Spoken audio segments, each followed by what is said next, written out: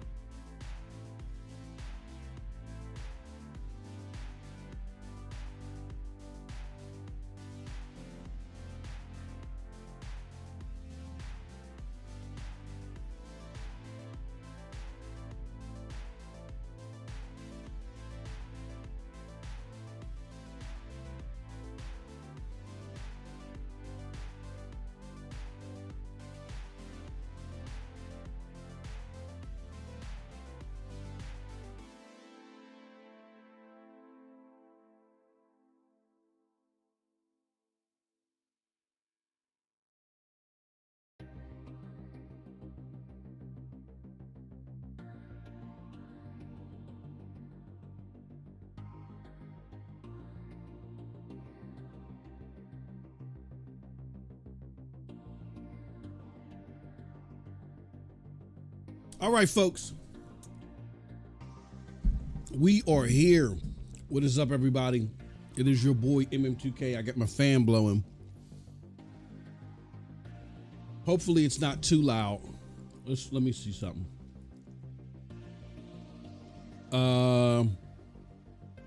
It doesn't sound like that it's too loud. Okay. What's up, everybody? It's your boy. And man, oh man, do we have a great video for you today. Today, I want to take the time. Let's do this. Matter of fact, let's move from this right here by doing this. Oh, it won't let me. Okay, yes, I want to disconnect from OBS, so we got to go back in OBS because it doesn't work. Okay, there we go. All right. So today we're going to be talking about this AMA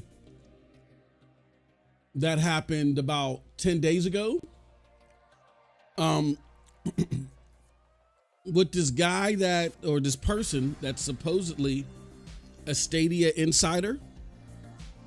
I really just caught wind of this recently because so many things have been going on. We were working on some things on the particular website. And, you know, we're trying to get the YouTube channel flourish with more content as well. I just had a great conversation with Jack, and we talked about some things that we're going to, be diving into for that.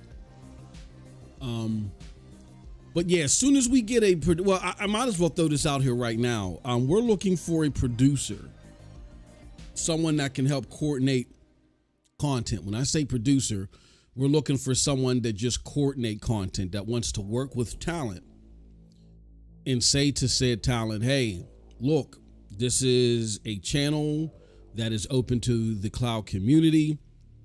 There are opportunities for you to jump in here, do some revenue share, where you can, to help your own individual channel, you can come here, promote yourself, and then, whatever ad revenue or super chat, whatever, all that stuff, there will be a very favorable revenue share on your behalf.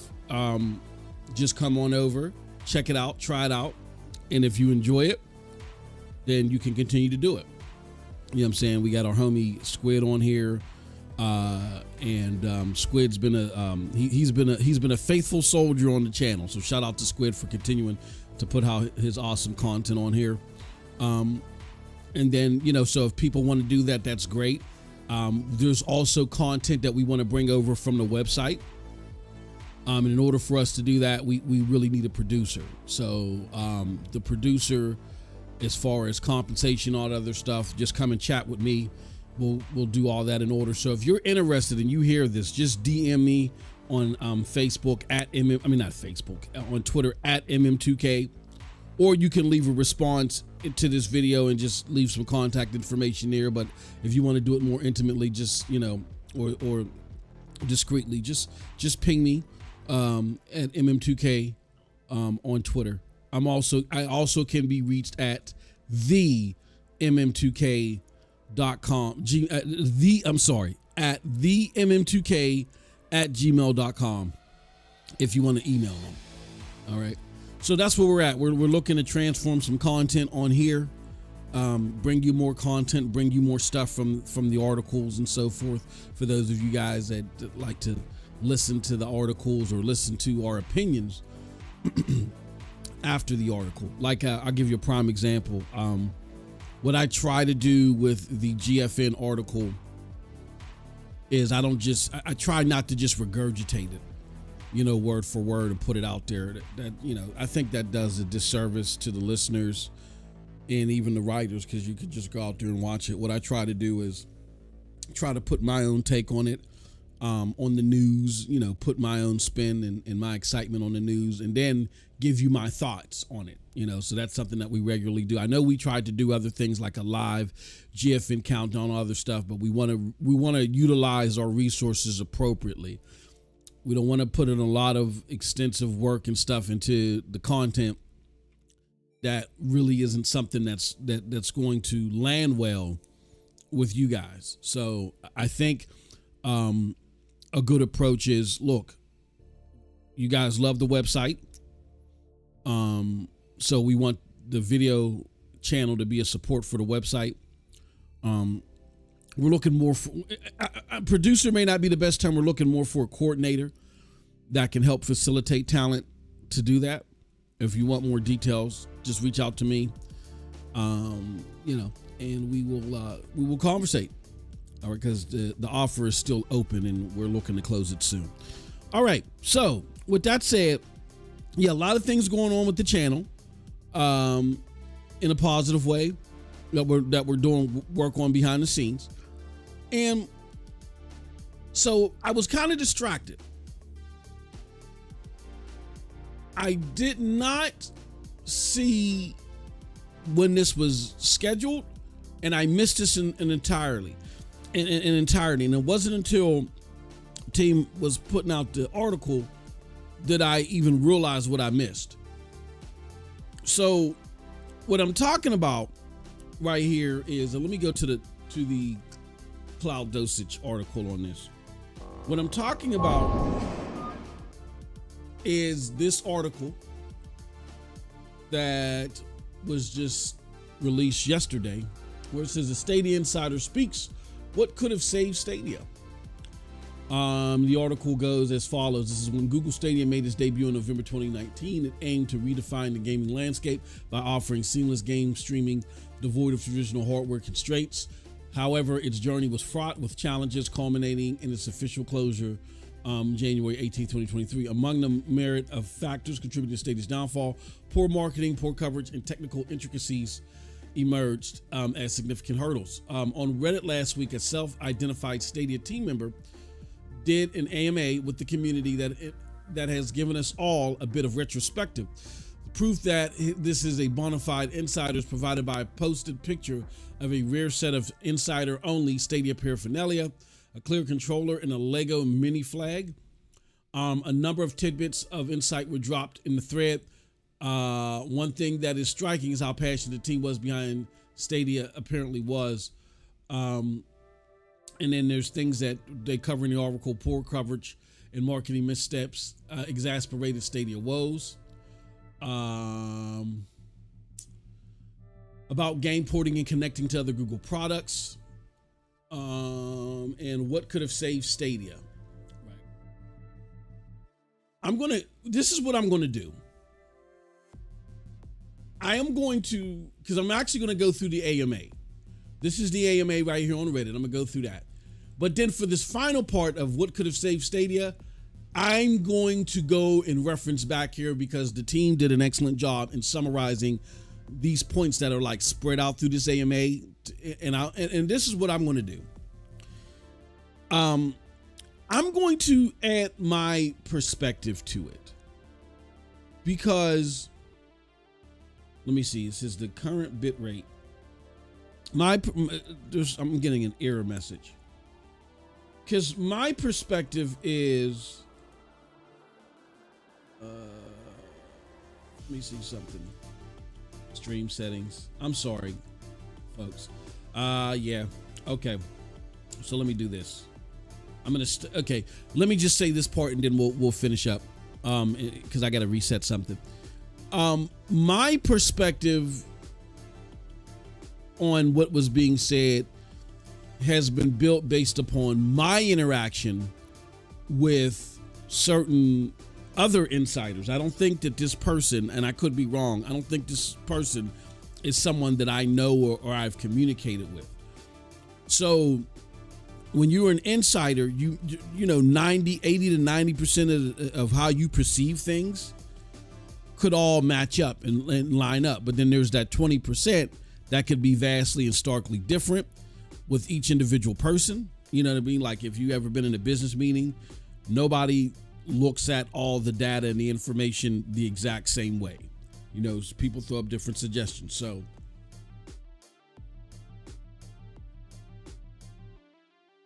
what I would like to do is take a look at their assessment of these things based upon their experience that they had front line, and contrast it to other frontline experiences. And then we can talk about those differences and similarities. But first, I gotta fix the stream, so let me do that. It's gonna buffer a little bit if you're watching this live, so give me a second. Hold on 1 second, and I'll be right back.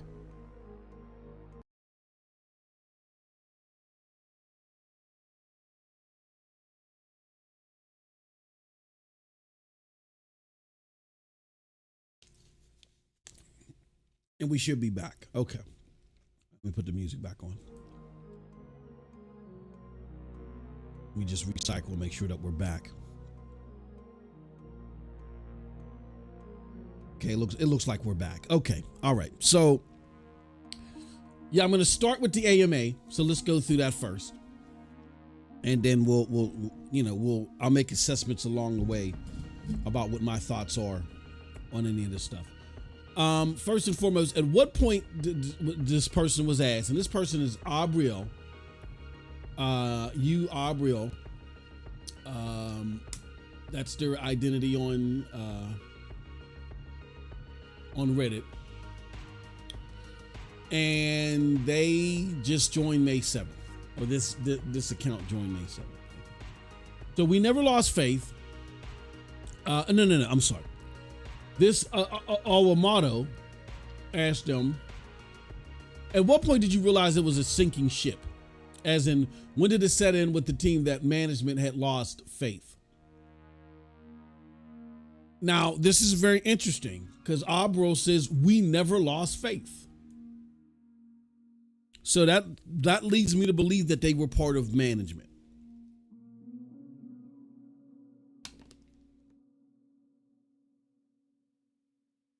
I'm gonna read the response and then I'm gonna give my take on the question itself and everything. We never lost faith. It was even when things clearly were not moving in the right direction, we trusted so much the technology behind it that we believed Google would still give us a shot. So here's what I want, you got to pick up on context clues. We never lost faith. The person specifically asked, in what time did it set with the team that management had lost faith? You see why I made that assessment? I think this person was part of management. But this person, I think, profoundly and accurately says, look, we believed in what we were working on. And we thought Google would still give us a shot. So it wasn't that management didn't believe in this. Everybody in Stadia believed, and this account lines up with everything that I've been told, everything that I can been assessed by the highest levels from people that were even execs. Like I'm not saying that they told me directly, excuse me, but from my sources in Google or close to Google, this is stuff that's even come from some of the execs who didn't agree with the closure or felt like that there wasn't enough support at the very top. So they realized maybe, you know what I'm saying? Maybe we should pull back from this. I'm going to give you my thoughts on that as well. But yeah, I think there's a misconception unless I'm misunderstanding the question. I think, and again, I'm not attacking anybody here. I just, I know a lot of times when I'm talking to the cloud community, something that doesn't even phase the mainstream community, but that's why I'm doing the show, to try to help the cloud community. There's a lot of things we can help the mainstream community with, but there's also vice versa. Some of the sensitivity around words. I like to point out where there might be gaps in understanding of stuff. And I'm an adult, you're an adult.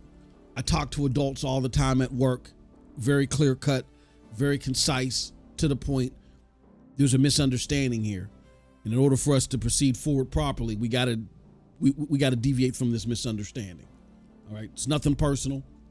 So I'm not attacking anybody here, but I am acknowledging that there is just a high potential that there's this misunderstanding here, unless I'm understanding what this person's interpretation of management is. Like some people use the term management to describe execs. But if they're talking about the management team within Stadia, no. The management team within Stadia truly believed in this. When I tell you that the people in Stadia believed in Stadia and thought they were getting a thorough second chance, that's gospel. And I've been saying this over and over again, and people were like, no, I don't believe you. I think everybody thought it was a sinking ship, and then just some of you creators were capping out here like, you know what I'm saying, this thing had a chance. And I'm telling you, the reason why we were so enthusiastic about it was because the Stadia team was enthusiastic. I know that Business Insider and some people pulled out certain people within the community that were upset about. So you're always going to look, as someone who's managed managers for a very long time, I did before I moved on to special projects. I don't care how well everything is going. We could all be sitting there eating caviar, having the grandest old time. Everybody, like, okay, let me go back a little bit. When I first started at my job, economically, it was so good that me and one of my best men at my wedding, when I got married, we gonna call him JC, my homie JC. He knows who he is. Me and him would go to lunch, and instead of going to lunch, we went to Lazarus. You don't know what Lazarus is? I don't think they're I don't know. Lazarus could be international. I don't even know if Lazarus is still around. This is like late 90s, early 2000s. Lazarus and Lords and Taylors, right? These are high-end shopping stores, okay? We would go in there, and instead of eating lunch, we would go buy watches and shoes. $300 watches, $400 watches like it was nothing. Every day for lunch. $200, $300 shoes. Like it was, like we were eating good in the late 90s, early 2000s. We were eating good. Everything was great. Like we had so much money coming in through our department and through our company all together. Muggs was sitting there taking 2-hour lunches, getting drunk, coming back to work smelling like Mai Tai. It was crazy. It was like a celebration every damn day. And out of that, you could still find some people that were like, just upset home. Well, I mean, I know we're getting a lot of money, but we could be getting $5 more. You're always going to find people disgruntled. So Business Insider or whomever, finding a couple of people that are pessimistic, that's why we didn't cling to that. And I still to this day don't feel like that those pessimistic people that were there were pessimistic based on anything that they knew. They were pessimistic just because they understood that there was an original vision. Stadia wasn't hitting that vision, and that, they were just, they didn't have any faith in it. They were pessimistic about it. The only people that knew what was going on were those people in the Google/ABC boardrooms. Those people that were making the decisions on whether this thing would continue to be, whether it should continue to be. The first blow was when Microsoft, and I'll put it to you like this. And I haven't gone through this AMA, so I don't know if they say this here or if they may contradict this. It's my assessment, and I wasn't told this specifically. This is what I've been able to put together with all the points that I've been given. And I know specific insiders that I know, if I told this to them, they would agree. What killed Stadia was Microsoft. Microsoft killed Stadia. Damn, that climax in the music came at the right time. Microsoft killed Stadia. The first, the crippling blow was Bethesda. Bethesda's purchase was a huge blow to Stadia. There was Project Orion, and there was the partnerships that, and the support of games and stuff like that they were already hurting about, but at least they had Bethesda on their side. That was a big boost. That was death blow number one, or that was the crippling blow. The death blow was the ABK purchase. Once Stadia realized in their not Stadia, once Google became fearful and just relished in the possibility of them never getting access to Call of Duty,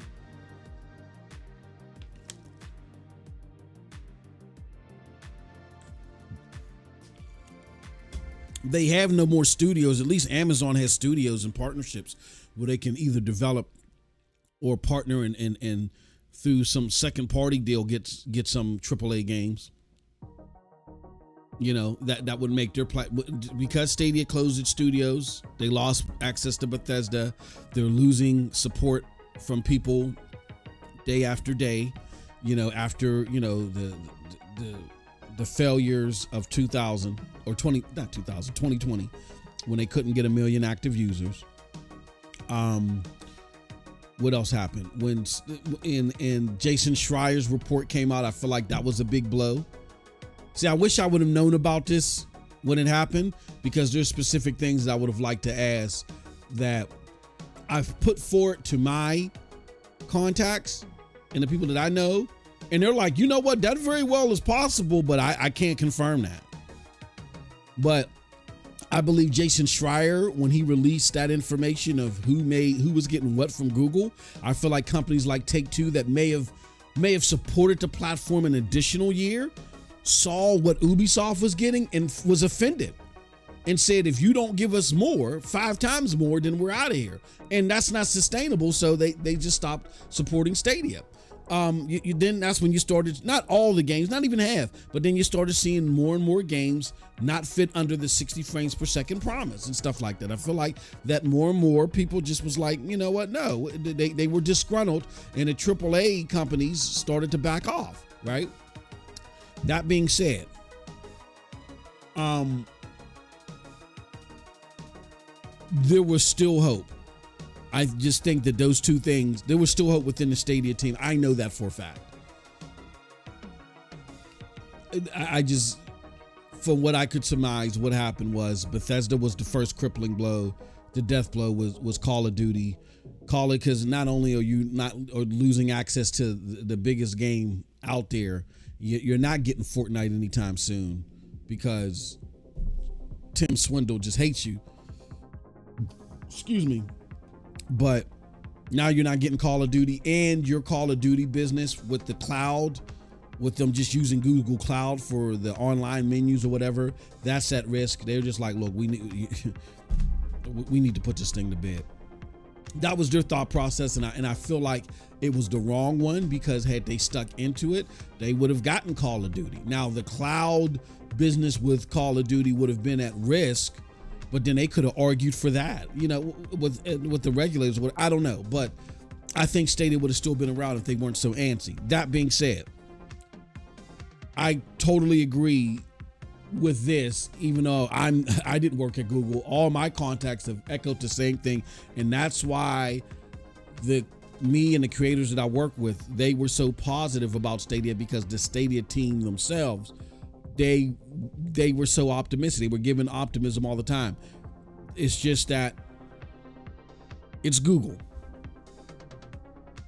and regardless of how talented, all the way up to Jack Buser, to even Phil Harrison, it doesn't matter how talented those people are or how much they believe in what's happening.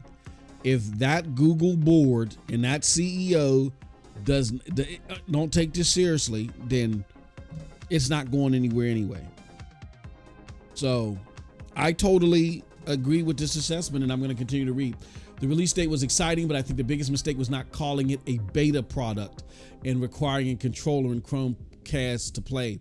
Our user numbers were way below expectations, and the amount of dumb posts from the media outlets of people clearly misunderstanding Stadia and playing it on bad networks didn't help. Now, I did read this part. I want you guys to listen to this. When I personally started worrying was in February 2021, when Stadia announced the closure of Stadia Games and Entertainment and transition, aka laid off internally several folks from business departments. That was when we had a exec decision to keep the lights on, but shift to a business to business model. But even with that shift, it was still a surprise for everyone when they decided to shut it down. Did you hear that? That's what I've been telling you since this closed. Everybody was surprised. They were struck hard. This is edited. I wanted to highlight many of the discussions are pinpointed on what went wrong. I wanted to share that I had great experience on Stadia, and I'm very fortunate to have been part of it. Everyone in the team had an understanding how groundbreaking the tech was. We had many issues, but unfortunately they were not enough to keep Stadia alive.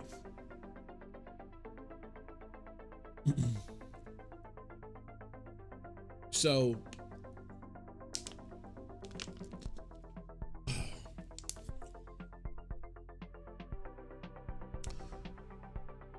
now, this part is interesting because it says that was when we had an exec decision to keep the lights on, but shift to a business to business model. I want to show you guys something. Shoot. Let me see if I can find it. At Dov. There he goes. He's still following me? Holy shit. I'm sorry for that swear word. We try to keep it PG here. I am so sorry for that. Hold on, how come? Okay, so Dov is still following me. Oh, no, he isn't. No, he isn't. I'm following Dov. Okay. Dov stopped. Okay. I thought he was still following me. I was about to say, holy cow. Now, I want to put Dov in. Dov. No. I want to do it like this. That's why I did this. Let me see if I can find this. Copy. Dov Zimrig in at MM2K. I never bragged or boasted about this.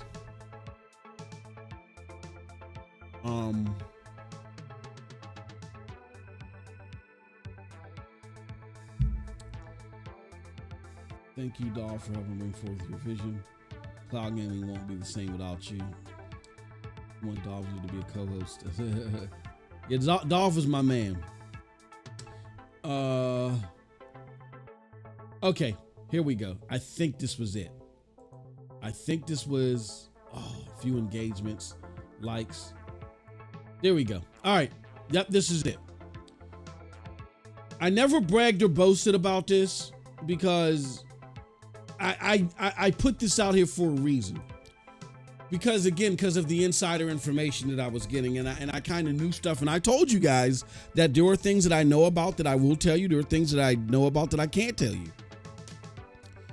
So here's what happened. Dov had put out a blog post talking about Immersive Stream. I don't know if you guys remember this. And remember, Immersive Stream was the business-to-business model that was being referenced to in that AMA, where Stadia would support gaming efforts like companies doing their own cloud thing, but they would just license the Stadia technology in order to do it.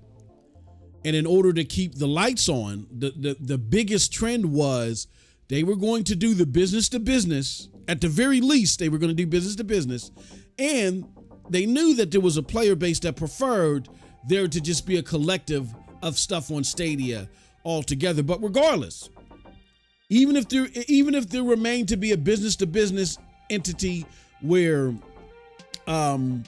people were just licensing out the Stadia technology, that would still be great because we were fans of the technology, right?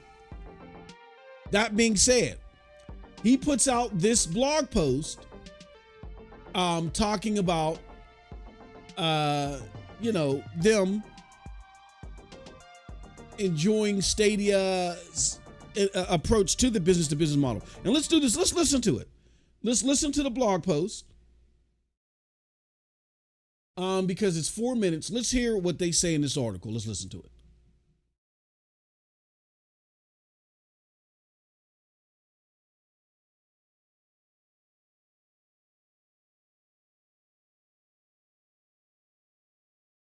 Oh, hold on.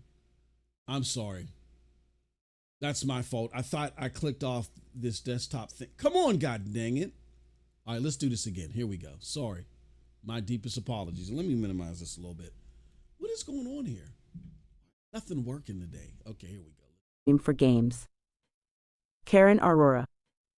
Product Manager, Immersive Stream for Games. Growing up, I faced a big decision every year. Which new video game would I put on my birthday list?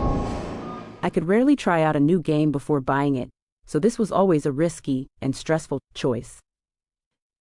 Within the past decade, though, internet-connected devices have made those choices a lot easier by helping us quickly discover new games and entertainment. With cloud gaming in particular, players can try out a new adventure in just one click, without waiting for downloads or installs.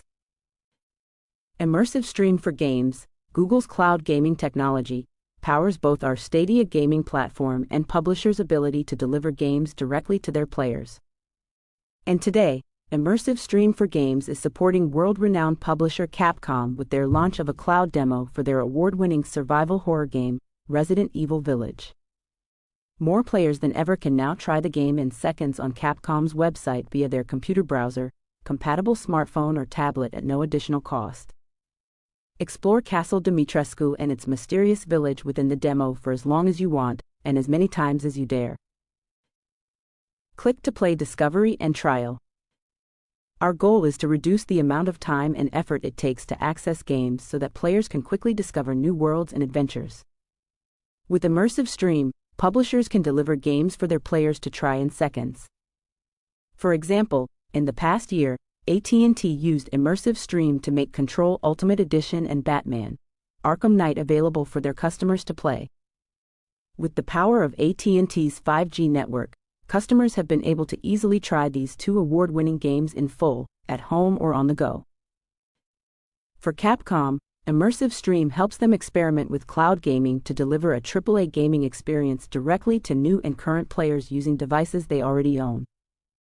For example, after trying the new cloud demo on Capcom's official website, players can find available platforms to purchase the full game and continue playing, or uncover recent news and info.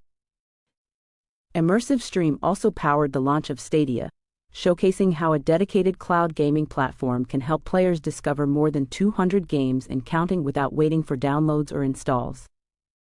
Today, we're continuing to explore new ways for Stadia players to easily find and try new content. 15 trials of full games are now available on Stadia for players to explore at no additional cost and without creating a Stadia account, with more trials coming this year. For some players, Stadia's click-to-play trials are an easy way to try cloud gaming for the first time. For others, they're a chance to check out a new gameplay genre or play a new game they've been on the fence about purchasing.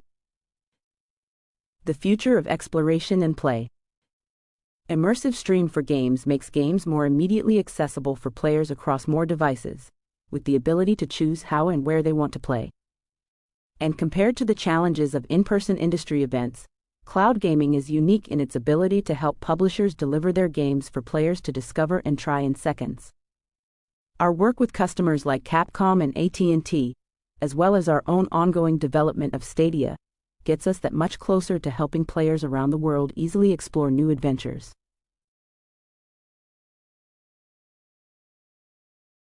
Okay, that was it. All right, so you heard that was the blog post about Stadia. Here, let me do this. Now I need to close this desktop so we're not echoing. All right, so that was the blog post about Stadia, okay? And this is what Dov put out there, right? And I said, love this blog, Dov. Very smart way to use immersive stream to promote Stadia. Keep it up, okay? And when you go look at this actual stream, when you look at this actual blog post, no. When you look at this actual tweet, right? How did I do that? What did I do? Oh, come on.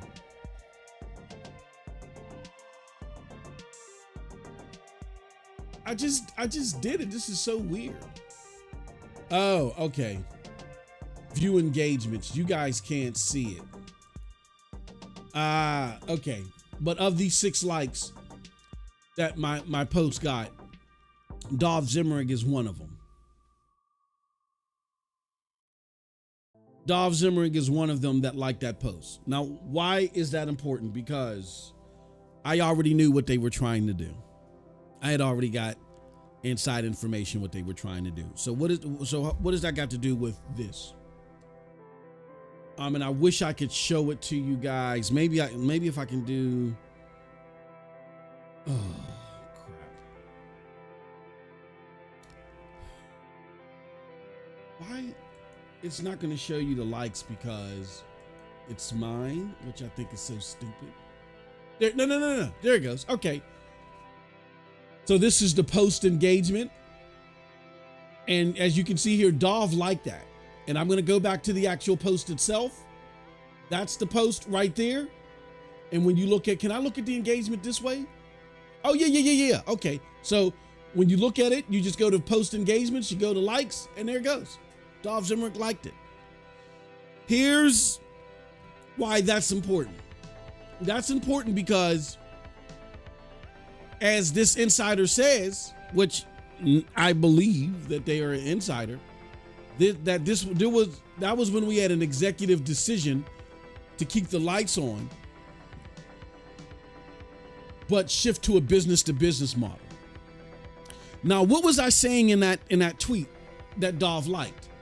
I was simply saying, look, the name Stadia has become tainted. It's become tainted to the point that people won't even try it. Like I give you guys accounts of when I had here, let me remove this. Come on. You're not listening to that blog post anymore. Okay. There are accounts to where when I had talked to people about Stadia, they dogged it so bad, and when they tried it, they were like, hold on, this is actually good. And I'm like, well, what were you dogging it for? You didn't try it? And they were like, no.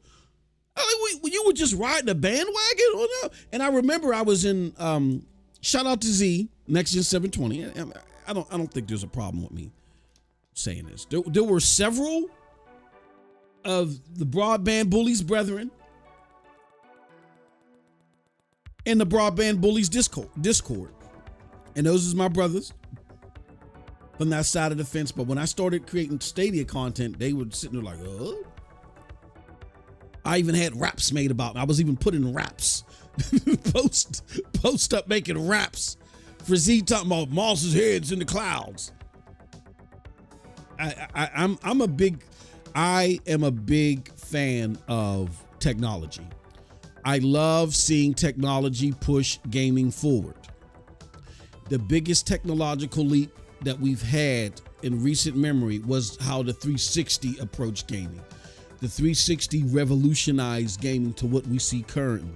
The multimedia aspects of it, the internet, being on the internet, the Western developed games, and it's just a whole sort of thing. Like the 360 ushered in the current lineup of gaming. I feel like that the next big ushering of gaming will come from the cloud, but we're still some years off, I feel. But I do love when technology pushes gaming forward. So I'm a big tech buff, along with being a big enthusiast on the quality of gaming being upped as well. And that's why I like Stadia. Stadia gave you, it was, at the ground level, pushing technology forward to making gaming more accessible in many of the places where you may be, which I think is a great thing for a gamer like myself. I always use as an example, when I'm on, I don't want to be disconnected from gaming just because I'm somewhere. I know it may sound pitiful, it may sound pathetic, but I'm not some booger picking virgin sitting on my grandma's plaid couch. I'm a father, a grandfather, a business owner. Like, I have a very productive life.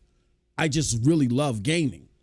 And just like people that love TV, they don't have to be sitting in their living room to enjoy their favorite TV show. If they're riding in the car, they can pull out their phone, pull up Hulu, and start watching and continue watching their favorite TV show and share the experience with others.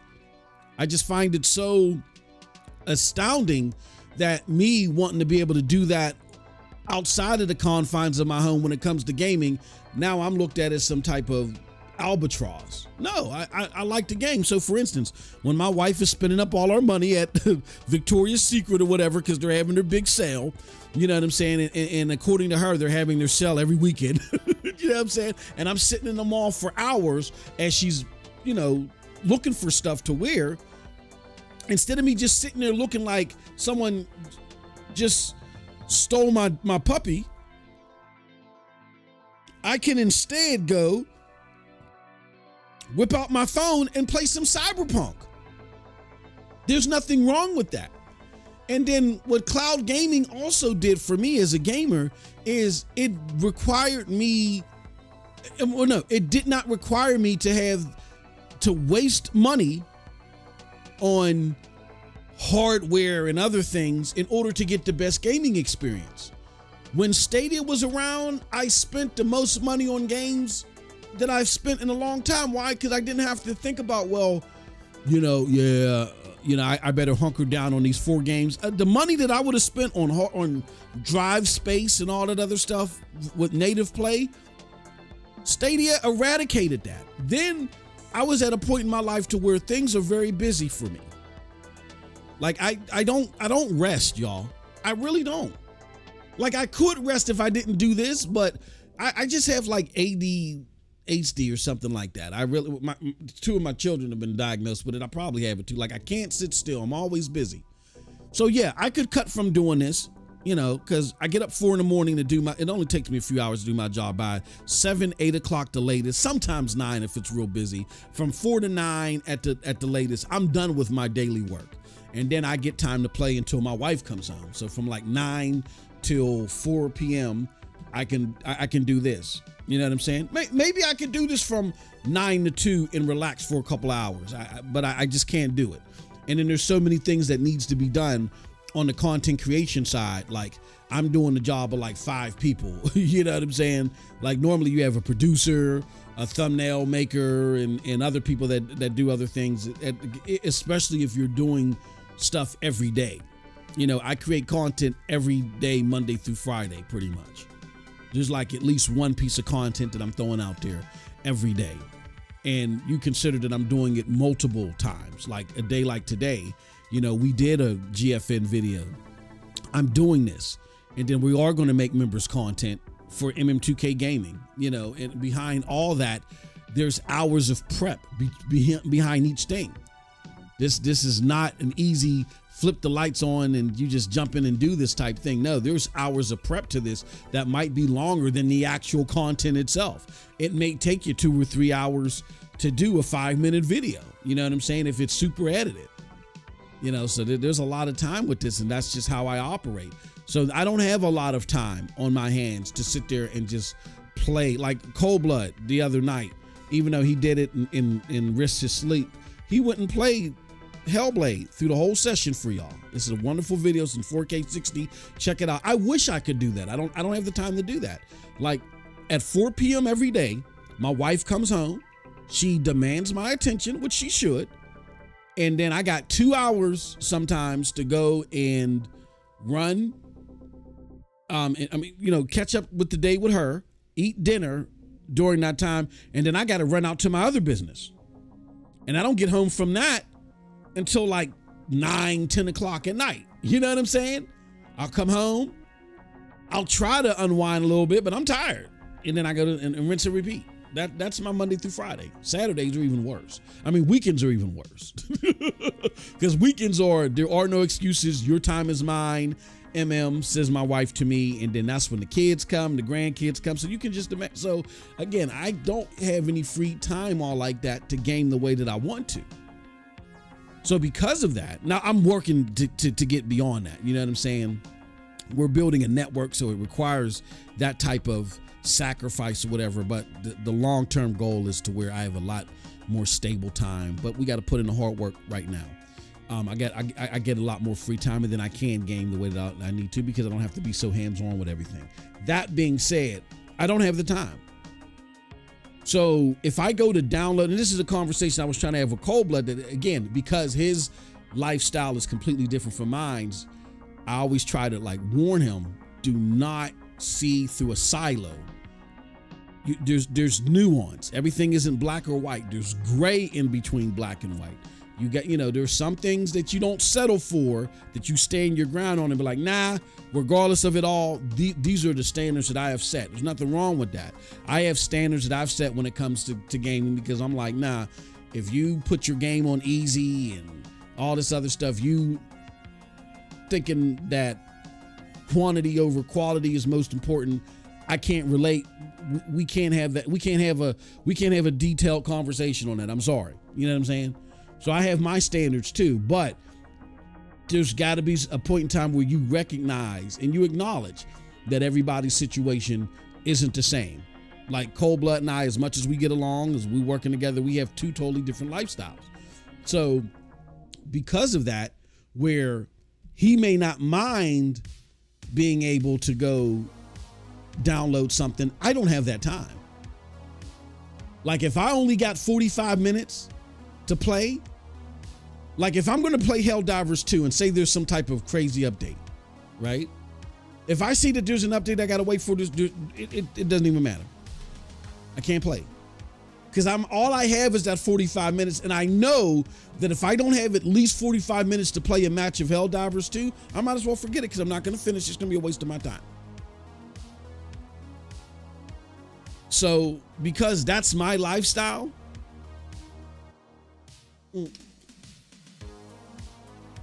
and I have to approach gaming differently, cloud gaming suits me, and it suits many people. It suits many people who would like to squeeze in hours and do other stuff. So I love that aspect of it. And because there are so many people that have lifestyles like mine where they're constantly on the go and their time is minimal, this is the part of the technology that should not be overlooked. But unfortunately, as he described here, let's go back to the web. As he described here, and I don't think I showed you guys. I didn't show you guys properly. Yeah, this is where Dov liked my tweet. Come on, what are we doing? Dov liked my tweet where I said, Let me show you right here. Here goes Dolph Zimmerick right here. And I never pointed this out. But Dolph liked the tweet where I said, look at this blog, love this blog, Dolph. Very smart way to use immersive stream to promote Stadia. Keep it up. I've reached out and tagged Dolph in so much stuff, and he's never liked anything except that. Why? Because that was reinforcing their new strategy, which I believed in their new strategy. And even though I don't work for Google, if I believe in it and I believe in the product, I will be more than gladly to echo the sentiments that I agree with, right? Like if you're a fan of Xbox and you think that gaming on any screen is a good thing, then yeah, you will recite the slogan. Yeah, I love gaming on any screen. If you're a PlayStation fan and greatness awaits because you love their exclusives, then yeah, you will repeat the slogan, greatness awaits. So I believed in this approach, meaning Stadia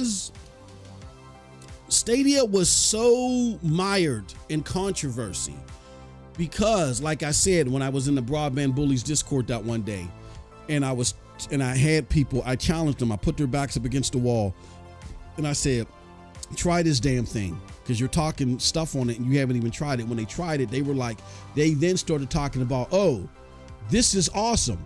Now when I play Assassin's Creed, I don't have to keep uninstalling and reinstalling it. I can just play it on Stadia because there's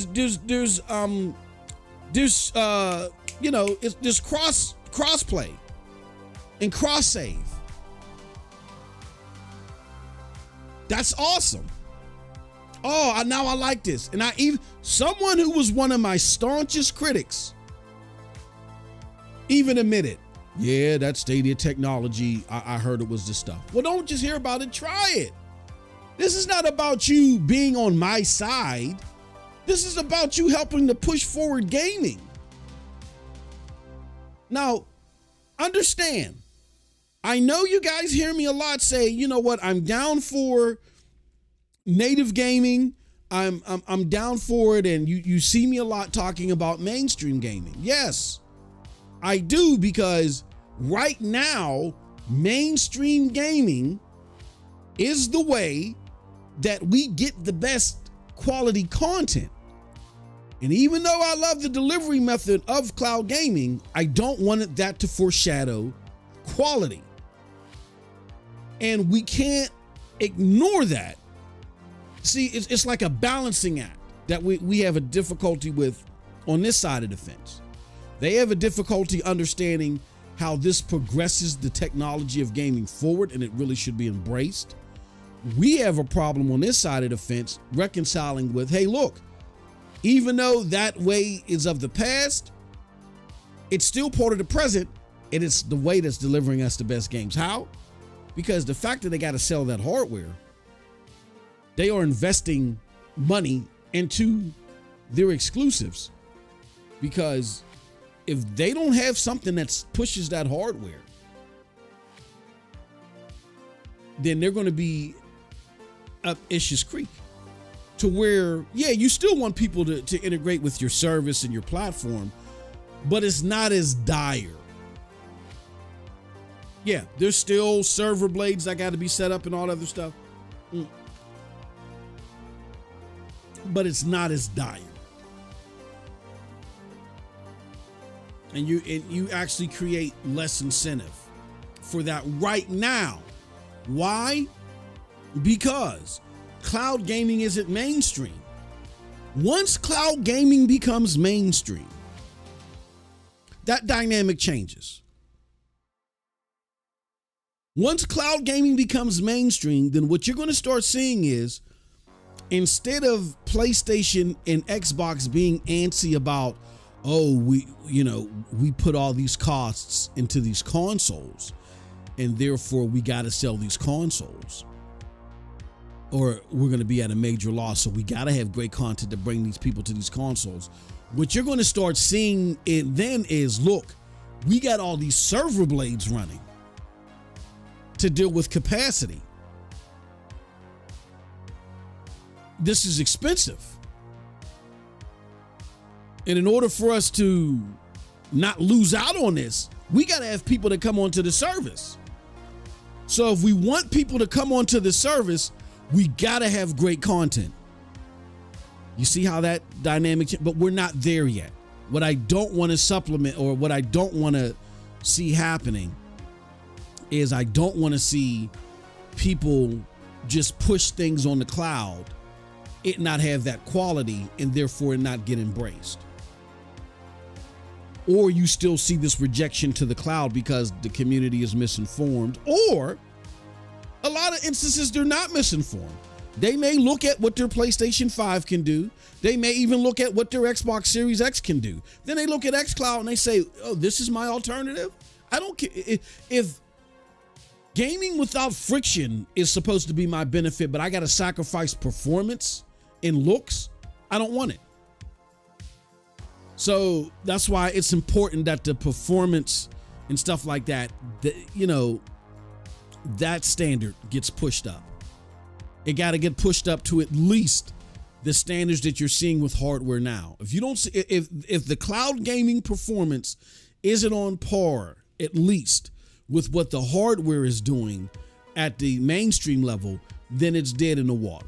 And that's why I support NVIDIA GeForce Now and NVIDIA GeForce Now Ultimate so much, because without that type of performance, you're not going to get people to invest in it. And when I say that type of performance, I mean performance specifically that is comparable to what you can get with the consoles now. Like when a cloud service drops, the performance has to be comparable to what, like, let me give you a prime example. When Stadia dropped, they had 4K. It may have not been, the graphical settings of the 4K may not have been as rich as what you got on the PlayStation 4 or the Xbox One at the time, but they were giving you 4K and 60 frames per second in some instances, or you choose between the two at least, where those consoles couldn't get. So that performance was comparable.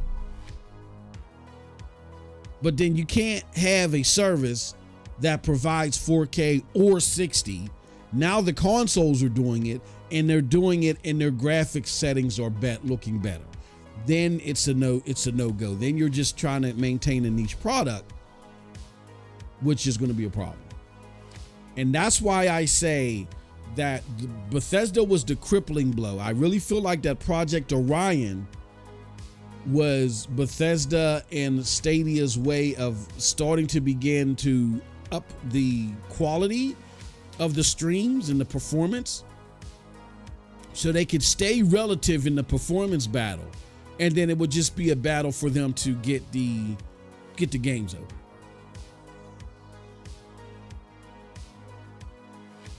But yeah, I believe he was definitely right there. So that's why I wanted to show that. Again, to connect the dots. I totally believe this is a insider, because they emphasize on something that I had already knew was big for Stadia. That's why I even set up this tweet. This tweet is from January 9th, 2022. I knew that Stadia had internally realized that, look, in order for us to keep going, we have to lean heavily on a business to business model. And,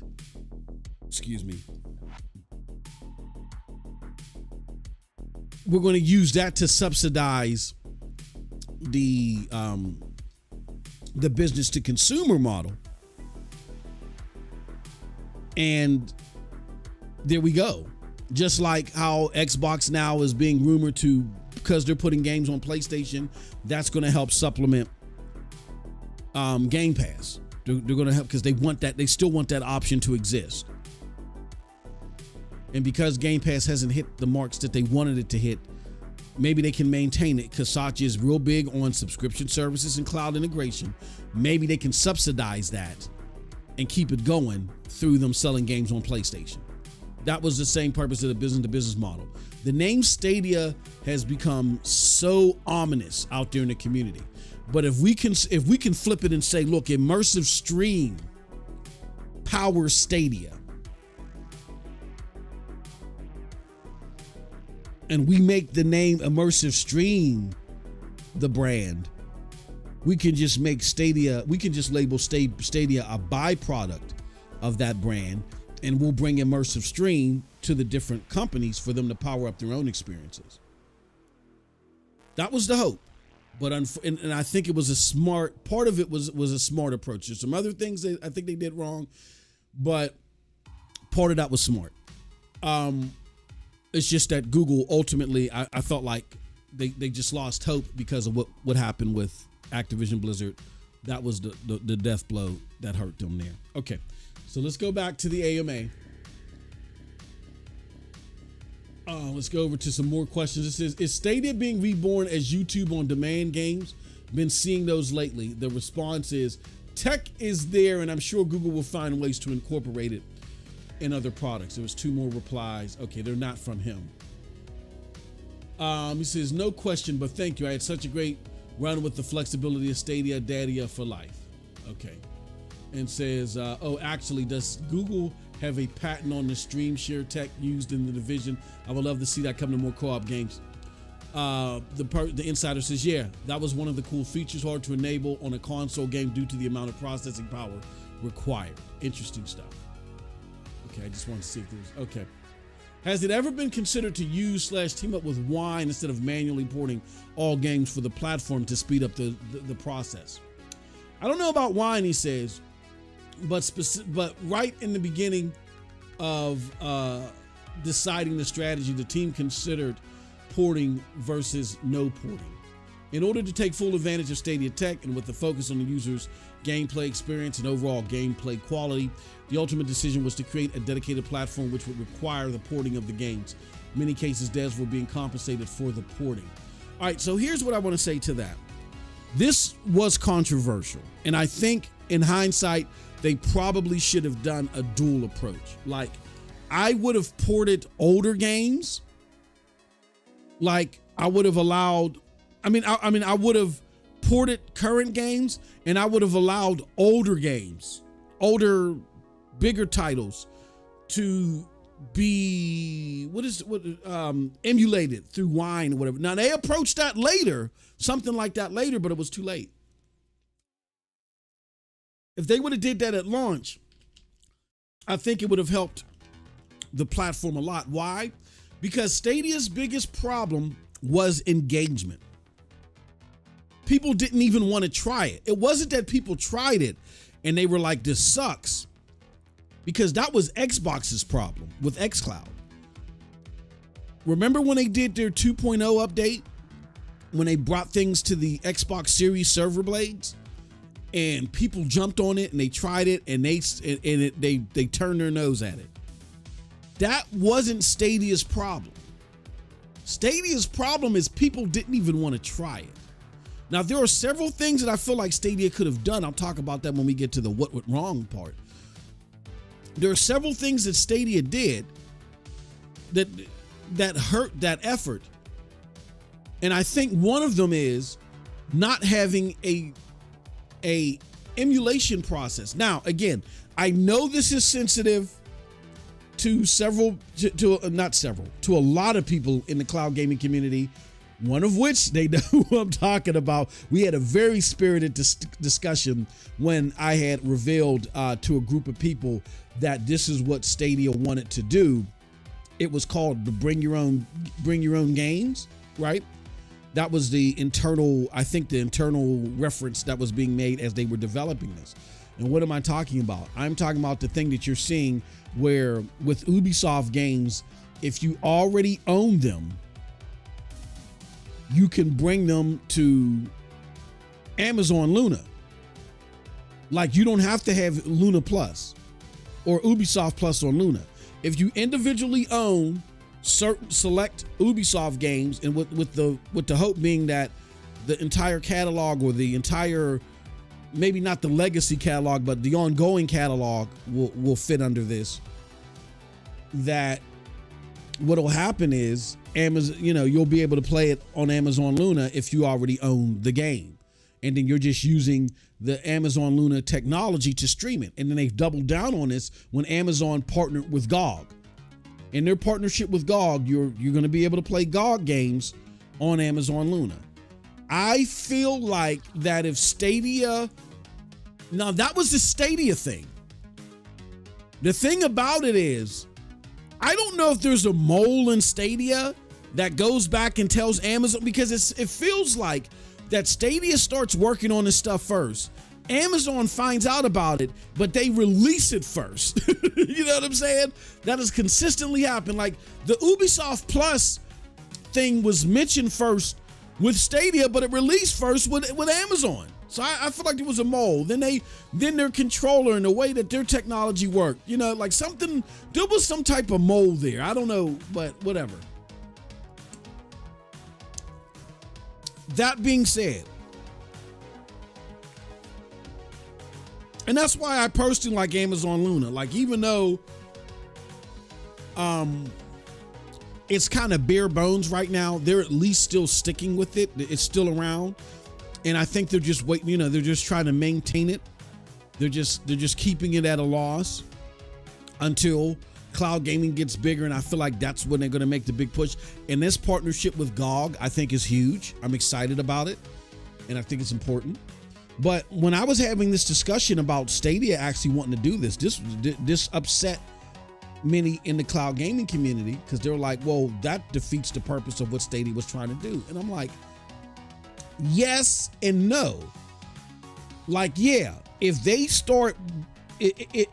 turn into a full-fledged GFN, which I love GeForce Now, don't get me wrong, I love GeForce Now, but I think the ultimate pursuit of cloud gaming is cloud native technologies, as Stadia was promoting.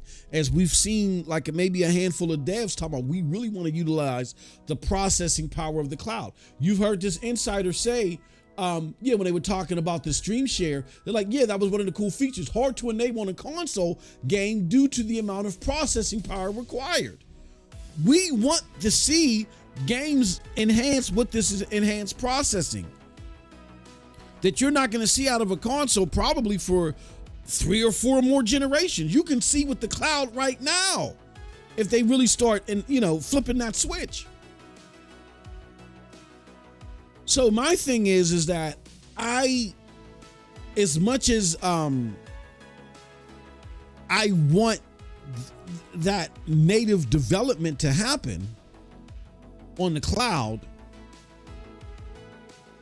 it has to be desired in the market. And in order for it to get market acceptability, there has to be an element that allows you to take what you already own and apply it to this cloud technology so you can test it out. That was Stadia's biggest drawback, is that they didn't have an element that was accessible for you to test it out. What do I mean by that? Meaning, I already own a game. I can take said game and play it on Stadia through their cloud technology and see how efficient it is. I don't do it. I don't do it at the leisure of GFN. GFN lost a lot of money. It's been reported by Ampere and other analysts. They lost a significant amount of money allowing that. I mean, it's helped them, but it's hurt them too. And now it's to the point to where they're saying on the free tier they're going to have ads, which makes sense to me. You know, this is a business. This is not a charity. And if you're going to utilize my servers, this stuff is expensive. Yeah, I'm going to put ads on the free tier, right? I don't think you do it to the extent that Amazon is doing it to. I mean, where what's the name is doing it, where you go totally free and they can play, you know, what is that, at 4 hours at a time? I think what it is that you give people like a 5-hour demo.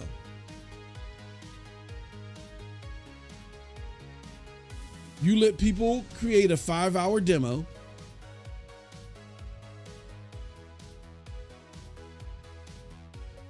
They can link their their Steam library to the Stadia, what's it called? right? And then you're only allowed so many Stadia links for 30 days, for 30 days. That way I can't keep switching my Stadia account and creating Google accounts and beat the system that way.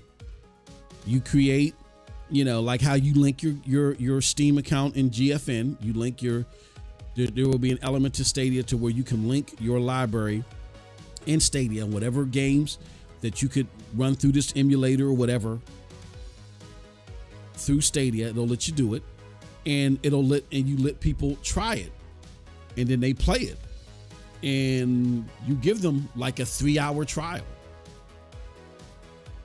and that way they can see if they like Stadia. And if they like Stadia, then what you do is you give them access for $14.99 or $9.99. Like I would have let it be for $7.99. You can get Stadia Pro. I would have made that like $7.99. And then for $9.99, for an extra $2 a month, I would have had you can stream the Stream Anywhere feature. You know what I'm saying?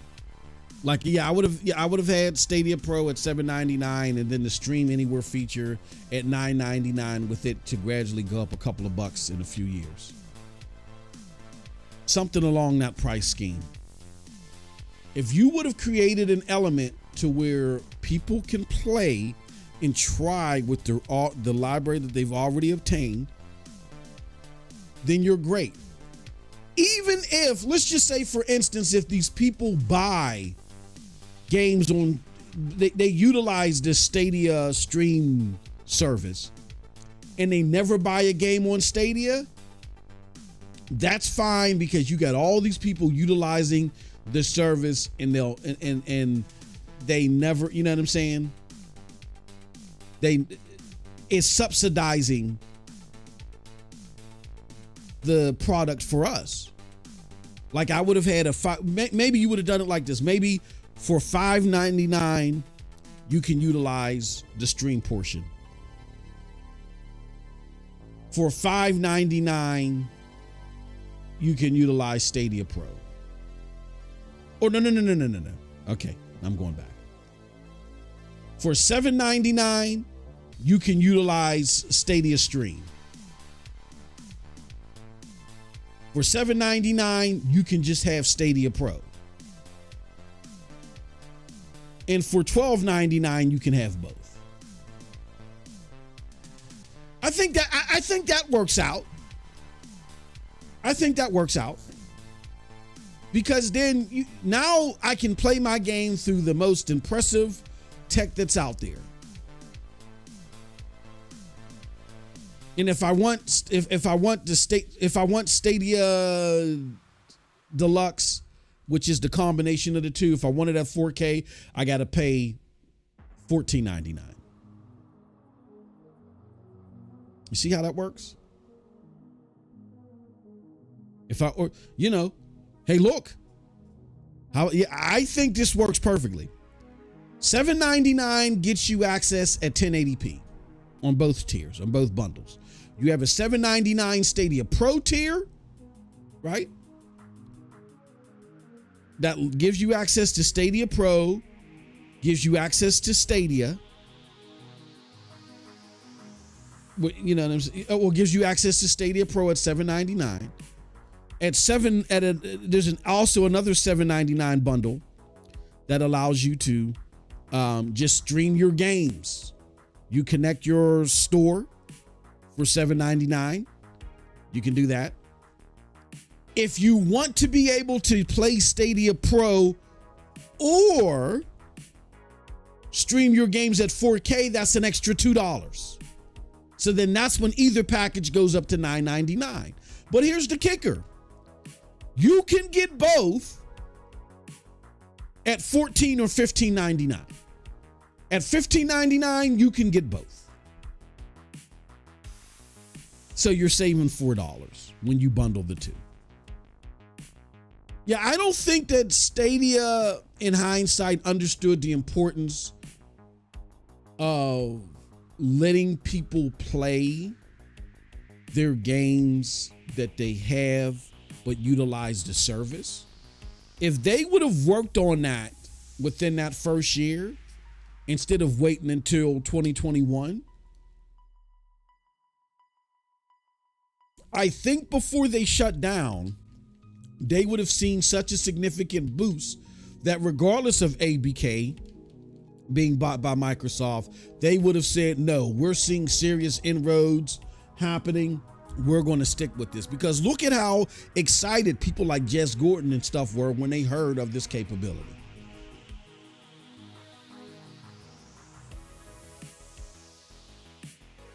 And that would have definitely made, I think, Stadia the household name in cloud gaming. Would it have shot them to the ridiculously high ceiling that they had in believing that they could challenge PlayStation and Xbox? Hell no.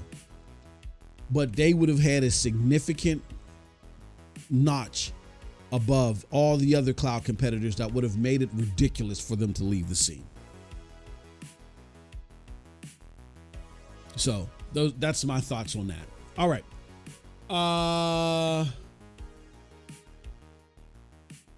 Here is the part that I really want to get to.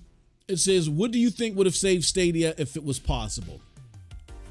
This is a hard question, and I can almost write a book. Top of my head are business teams were built too late in the process. Many folks were still figuring out internal tools and processes. I mean, yeah, I can agree with that.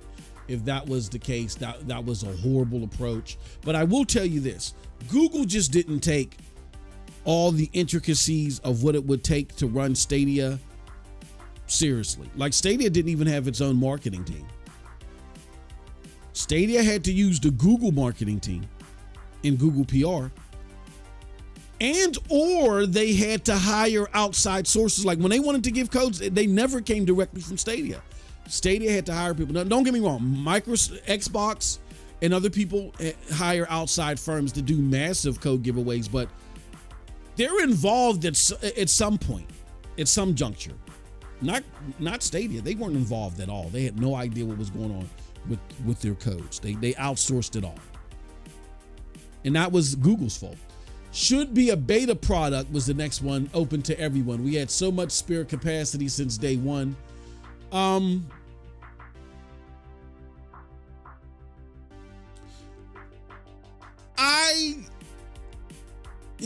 I think being a beta would have helped. And I'm not saying they're saying this is like the silver bullet, but I don't think that would have been as impactful as people are making it out to be.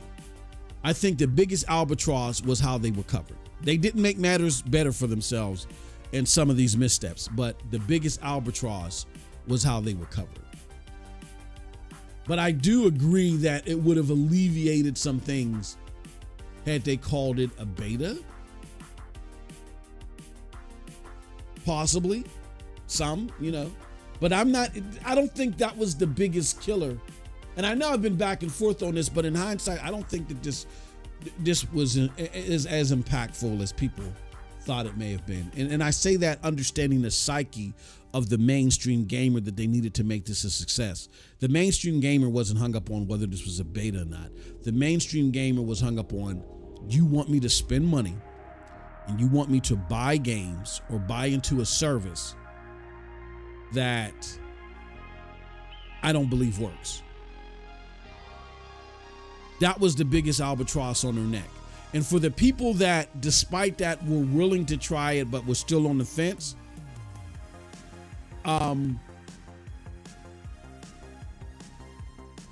why can't I use the stuff that I already have? Like, why I got to use your version of the game? Like, if I already have, not necessarily Cyberpunk, but if I have an older game, let me try my older game on there and see how good it is. Like, I feel like games like the BioShock collection and stuff like that, if this would have been a day one thing that they allowed you to use your game and you connect your store like GFN, if that would have been a day one thing, and Google of all people would have had the power to influence that way more than the video. Like Nvidia crapped the bid on this, and they were in risk of being closed because they didn't handle this well. But if Google would have got in front of this, made this part of their day one process or year one process, I feel like that a lot of people would have said, okay, with my Google account, you're giving me a full free 4-hour experience. Let me pull up BioShock Collection and see how well this plays on there. And if I like this, I can keep playing. I can sign up for it and keep playing BioShock Collection through this.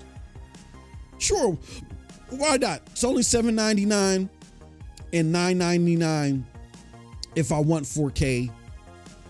And hell, I can get these actual other Stadia versions of this game through Stadia Pro for another $5. What the heck, I'll do it. Right? That's what I think was the biggest faux pas.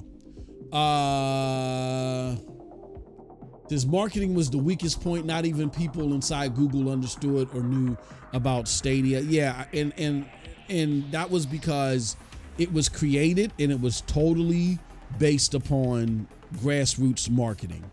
They wanted to run this as cost efficiently and as cheap on the cheapest possible. And you can't do that with groundbreaking evolving tech. That was horrible of Stadia. And it came through in the PR and the marketing and in the fact that they didn't jump on top of a lot of the stuff that people were upset about, which primarily was, oh, I thought this was a glorified Game Pass. I actually got to buy my game. If that would have been, if they would have said, look, no, our Stadia Pro is more like PSN Plus at the time, where you're getting a lot of extra games. If they were, bigger on that, and I just don't think that there was just the resources in the R&D done to handle marketing. They really wanted this to be fully grassroots, which was idiotic. But that's how Google runs. Google does not put a lot of stuff out on things. They do the toss the chickadee out of the nest type thing. And if the chick falls and dies and doesn't flap their wings, oh well, if they die, they die. That's how they treat their products, which is horrible.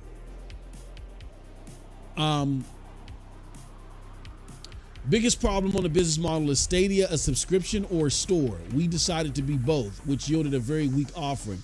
Like you couldn't buy a game that you've claimed, preventing users from buy is the worst. I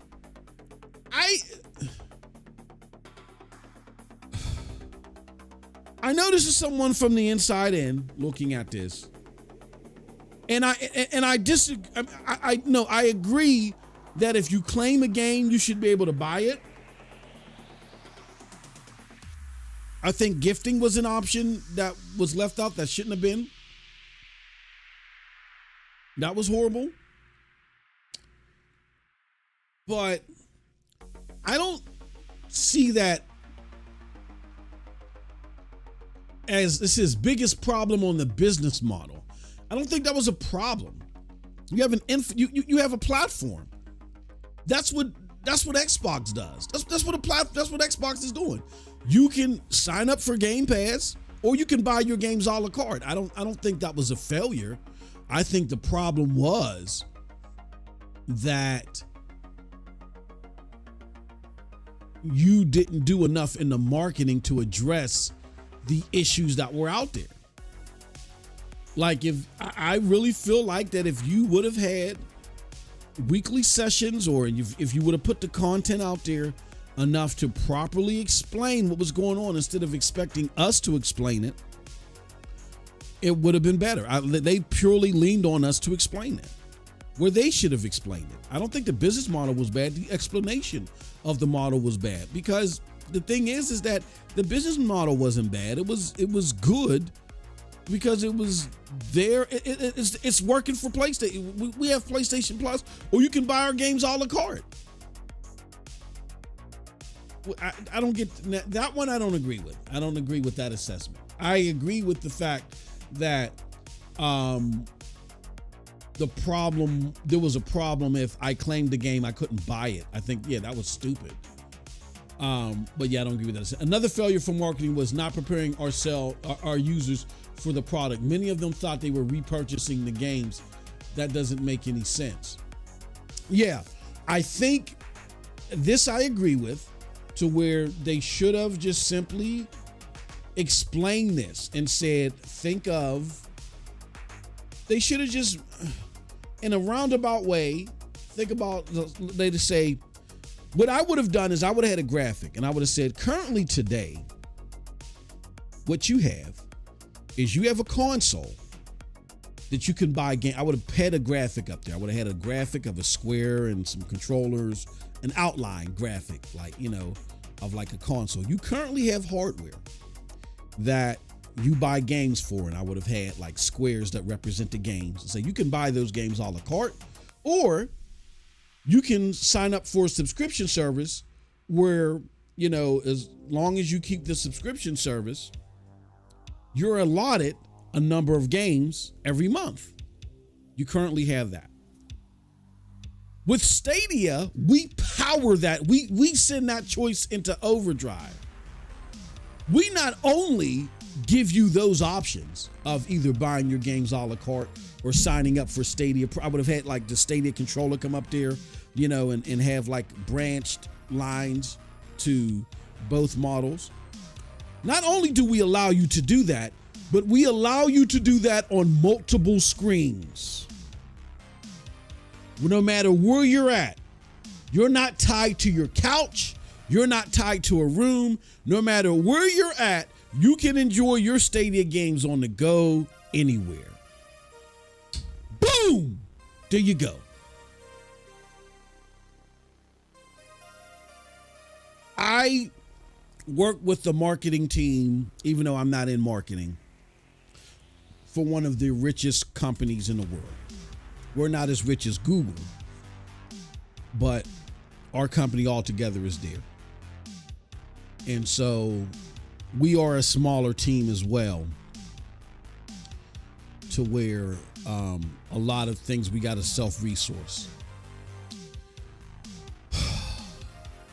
People are not going to like when I say this, and it's okay. I feel like that I have the righteous indignation to say this based upon my business experience. I think the inability to say that part isn't all on Google. I just think that there was just a smidgen of incompetency. And again, I'm just getting directly to the point. I think there was a smidgen of incompetency as the Stadia team was drawing up their communications, even though they should have been giving a lot more money and a lot more opportunity to better explain it. I don't think that they explained it properly themselves.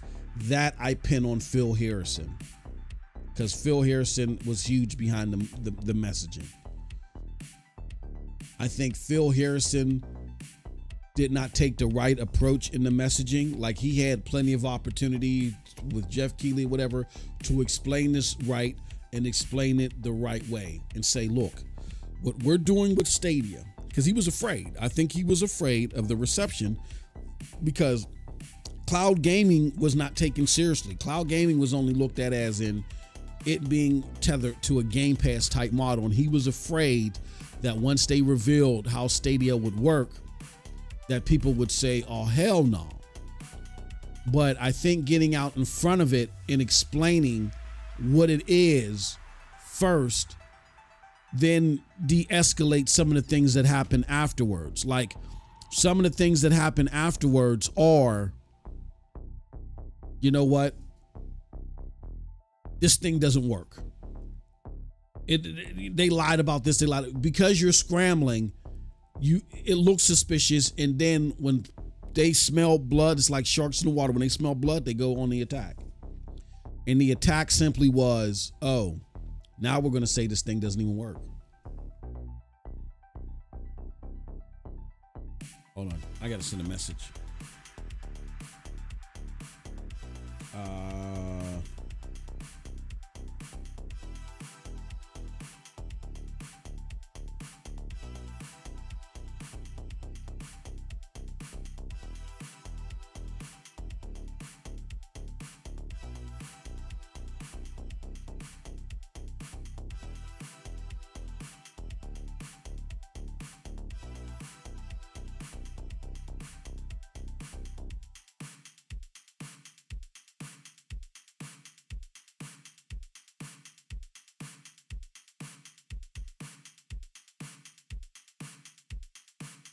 All right, so that's the problem that they had, is that I think they were afraid to say, look, we're daring ourselves to offer you and ask for the same approach to that you get from consoles. But here's why we feel like we can ask for this. Because we are providing you 4K gaming, and we're providing you more often than not than they are 60 frames per second gaming. And what we're also offering you is the ability to take that type of gaming anywhere you go. And right now, you're paying $60 for this, and you're limited to your living room, and you're paying that. With us, not only are we giving you what they're offering, it's enhanced, and you can take it to more places. We are actually enhancing your experience. And I'm sorry. Does Stadia have a hard time in comparisons versus PlayStation 5 and Xbox Series? Oh, hell yeah. Maybe not the Series S. But oh hell yeah. But is there some serious contrast when it comes to the PlayStation 4 and the Xbox? Oh hell yeah. The Xbox One, oh yeah. Again, when it comes to 4K quality modes, or when it comes to the graphics may be slightly less than what, let's just say, the Xbox One X and the PlayStation 4 Pro can offer. But what none of these machines can offer is 60 frames per second, and then a lot of this technology, the streaming technology, and that you can get through Stadia. That was the problem. So yeah, I get to where they're like, why am I repurchasing these games that I have elsewhere? Well, these are not the same games. These are games that support 60 frames per second. These are games that you can take elsewhere.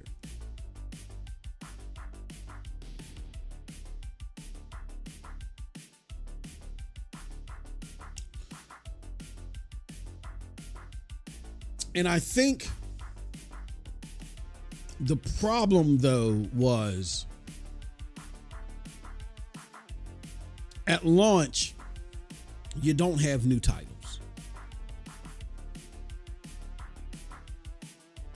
But you guys got to remember that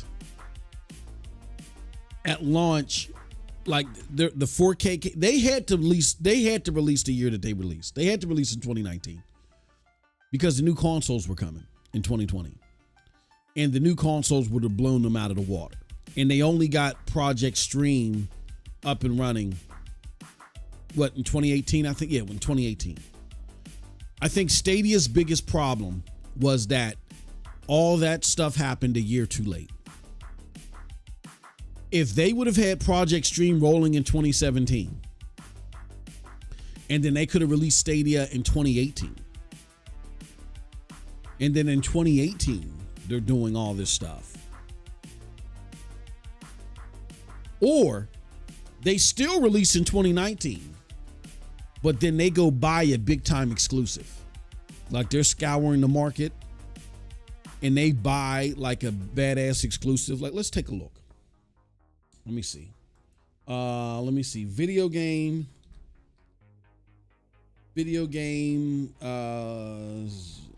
released 2019. So you had Control. You had Sekiro to end up coming to the platform anyway.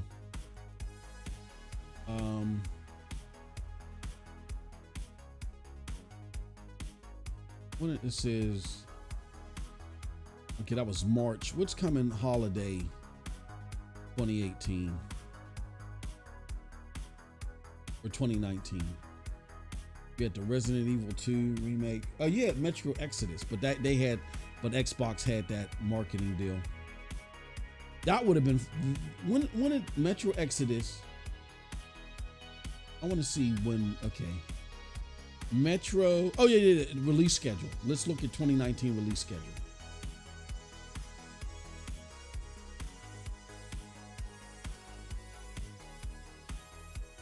And come on,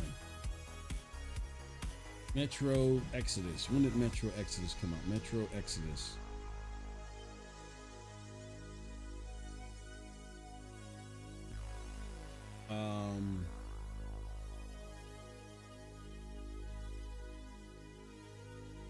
When did Metro Exodus release? Initial, yeah, show me the initial. February 20. Okay, so that was too late. But I still would have gotten it as an exclusive. Let me see. February. I'm gonna look at 20. We're gonna go to November. Okay.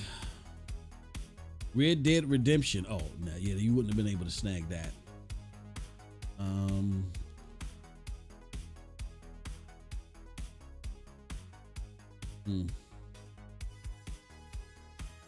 Star Wars Jedi Fallen Order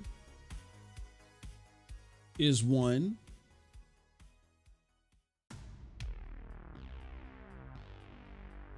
Assassin's Creed Odyssey.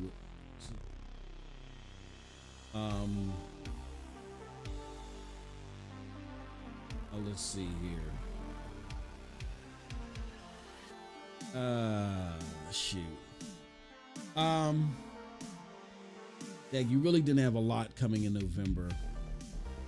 I think the only game that you could have got that was released in November.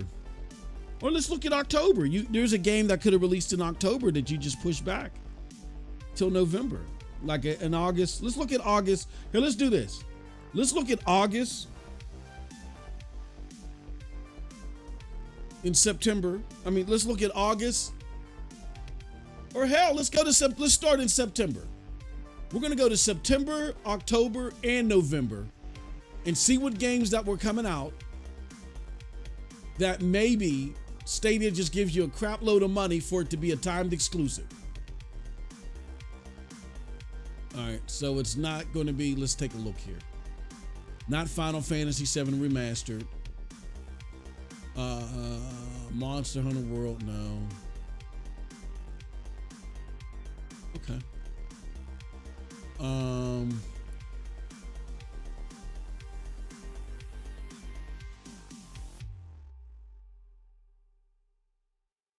Borderlands 3. You know what? Maybe.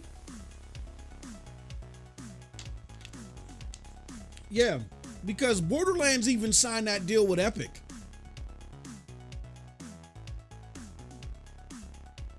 So maybe I'm putting a lot of money on Borderlands 3. I'm going to them in 2018. Like if I have Project Stream out in 2017, then I can upgrade it, and then by 2020,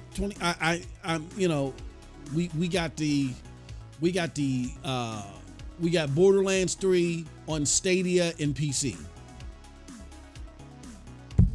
Sorry. Yep. we come out with Borderlands on Stadia and PC because they were thirsty. It's more than apparent that they were thirsty for the exclusive money. So yeah, I'm shelling out a crap ton of money to get Borderlands 3. That's one. Right? What's another one? Now, mind you, it doesn't come out till Stadia doesn't come out till November.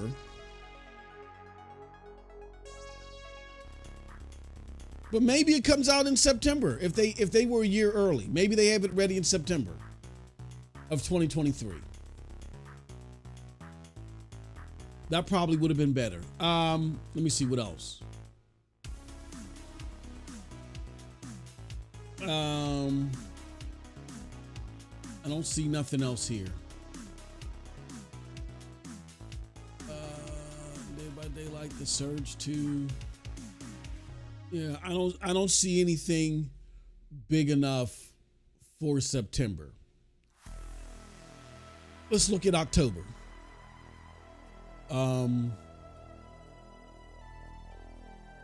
October, Ghost Recon Breakpoint. I could see them wanting to do that, but then that would have been a complete failure because Ghost Recon Breakpoint failed.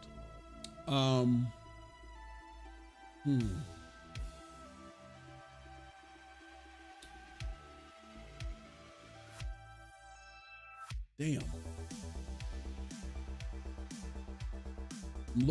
I'm looking. Ooh. Yeah, it's not.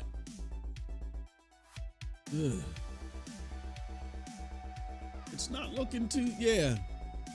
Okay. The only one I see that it could be like a system puller so far is Borderlands 3.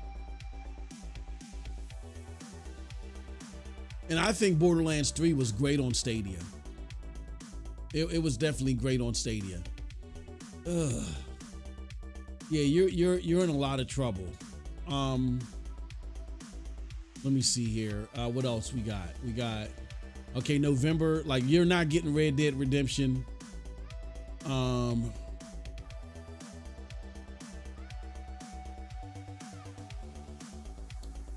Terminator Resistance.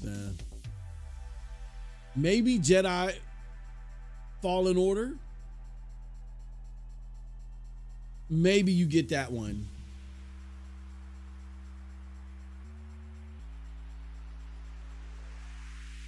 Now, that's for a November launch. Let's see what we got for a December launch. Got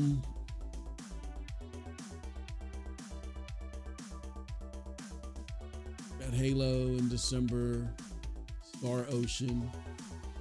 Damn, I don't. Yeah.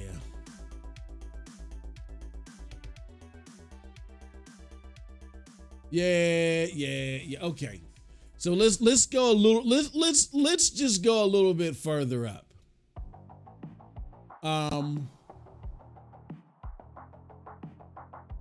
Maybe you do get Metro Exodus.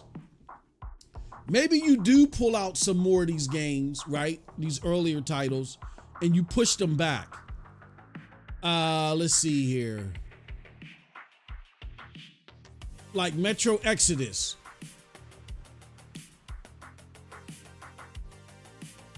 Where's Metro Exodus at? What time is it? I gotta be cognizant of the time. Okay, we only got 20 more minutes. Metro Exodus, where is that at?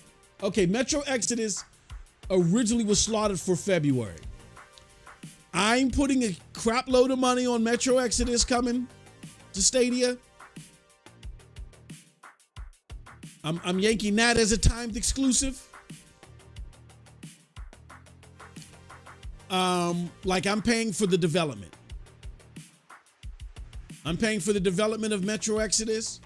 So we push that back. Even though it might be ready for February, it's not going to launch until October, November, December to get a Stadia port rolling. What else we got? Then you had Anthem. That would have been a fail. They could have went for that too, but that would have been a fail. I mean, if they really wanted to push the envelope, they could have went for Anthem. Like, every game isn't going to land. So yeah, maybe Anthem as well, because that was a heavily anticipated game. If it's not good, it doesn't matter, as long as people got your platform. If you got one stinker. So yeah, I'm putting a lot of money on Anthem. I'm putting a lot of money on Metro Exodus.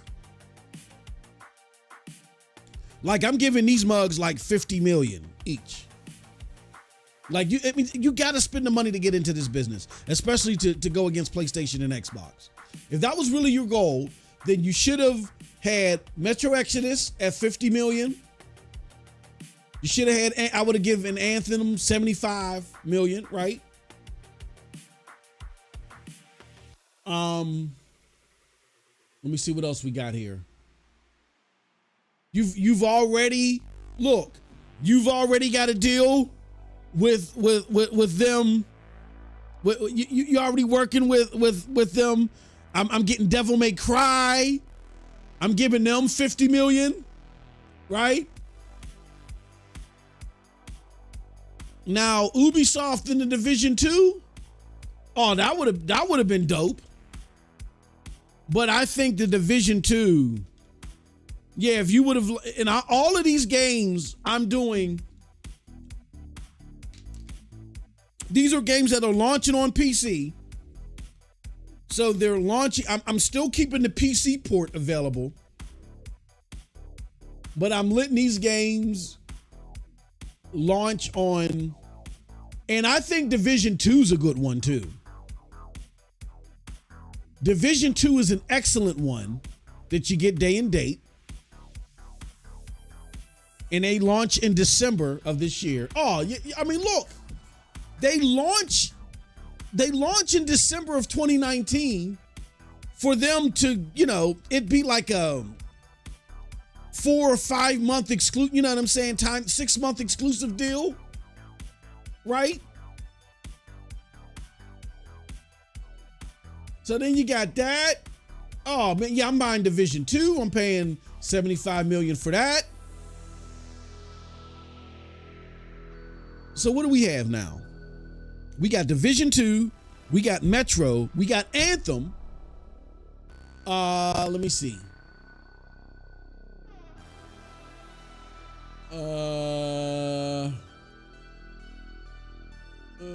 Where's the Rise of the Tomb Raider Stadia, April 19th. That didn't make any sense. What are they talking about? This is 2020, right? I mean, this is 2019, right? Yeah, that's 2019. So Rise of the Tomb Raider comes out.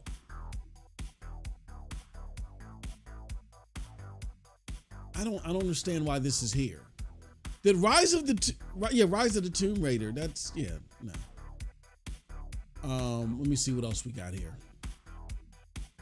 May, Rage 2.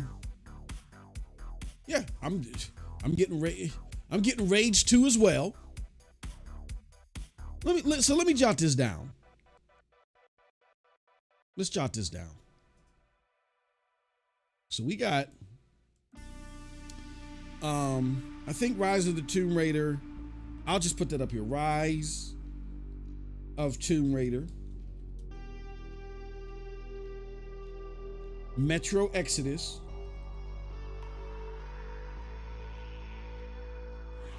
We got Division 2. We have what else? Division 2, and then what else did I say? Oh, and Anthem. We got Anthem. What else? Wonder Boy, Conan Unconquered. Borderlands 2, Kingdom Come Deliverance. That was a cool game, but it's not proven enough. It's not. It wouldn't be a system seller. July. What do we got? Marvel Ultimate Alliance 3. Okay, that's a Switch game. Fire Emblem. I mean, if you could have gotten an RPG, we got Control. Yeah, I would have had Control. Let me add Control to that list. I would have had Control. They, shoot. We know that Remedy needs the money. So I would have had Control up there.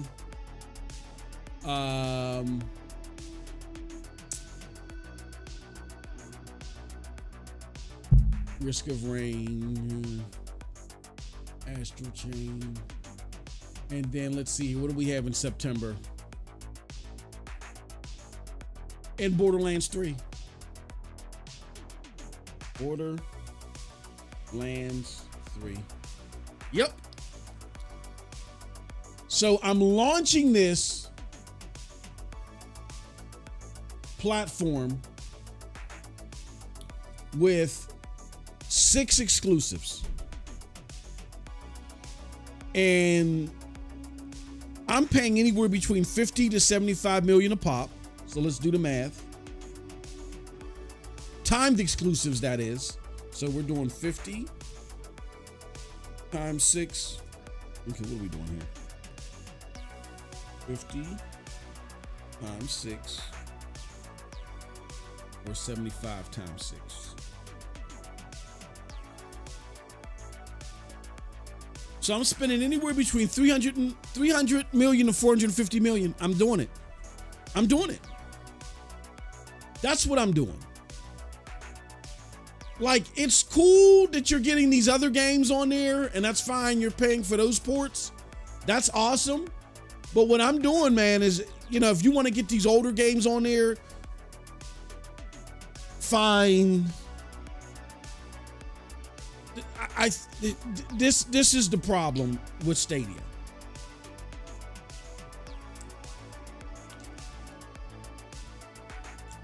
You launch with 6 games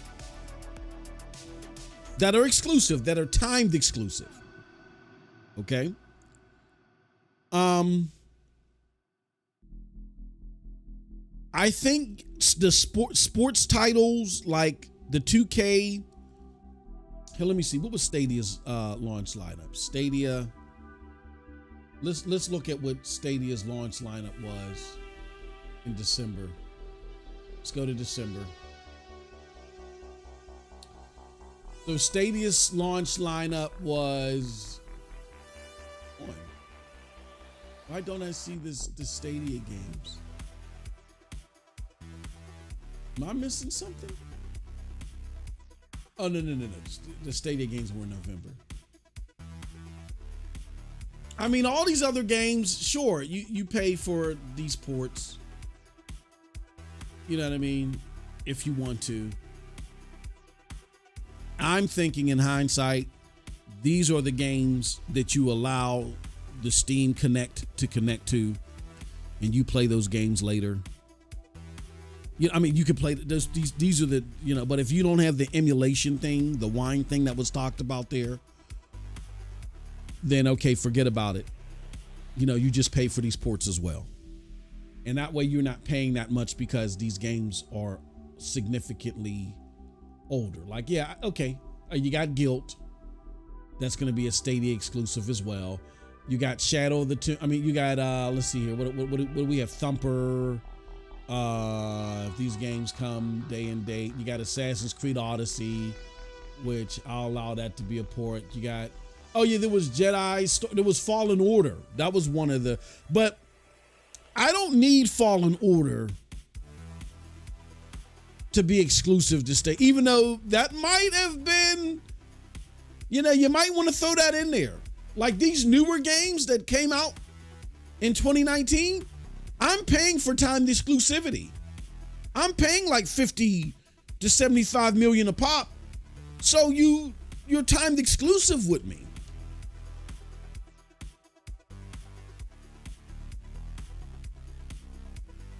That has to cover a significant portion of your development. And then these other games, that are older, I have there too. And I got to work on my launches, after you know what I'm saying? I think if Stadia does that, they have a better launch.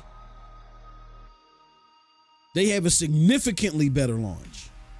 If they do that, and then they better explain what it is that they are, their launch is significantly better. But I think you run into this problem of, well, what are you? Explain the product when A, you're too afraid to get in front of your messaging and say, no, we look, this is what we are. Just like you're currently, and to help you understand what we are, we're not going to shy away from, yes, we are doing what current consoles are doing. And yes, we're asking current console prices, but what alleviates that is the fact that, yes, I have exclusives. I paid a crap ton of money for exclusives. And we offer you what these consoles are doing, but it's enhanced. Maybe there is a little bit of degradation in our graphics when you look at the 4K modes, but we're still giving you 4K with 60 frames per second, and you can take our games everywhere. You know what I'm saying? Now, granted, in 2020, a lot of games were pushed back. That made Stadia feel slow. That's where I say there still may have been some heartache, but at the very least, you have a lot more, your lineup looks a lot more attractive because this content is exclusive. I still think that you get the other games that you get. I still think that you pay for those ports, but the significant titles out of 2019, pay for them to be exclusive, timed exclusive. That's what I'm doing.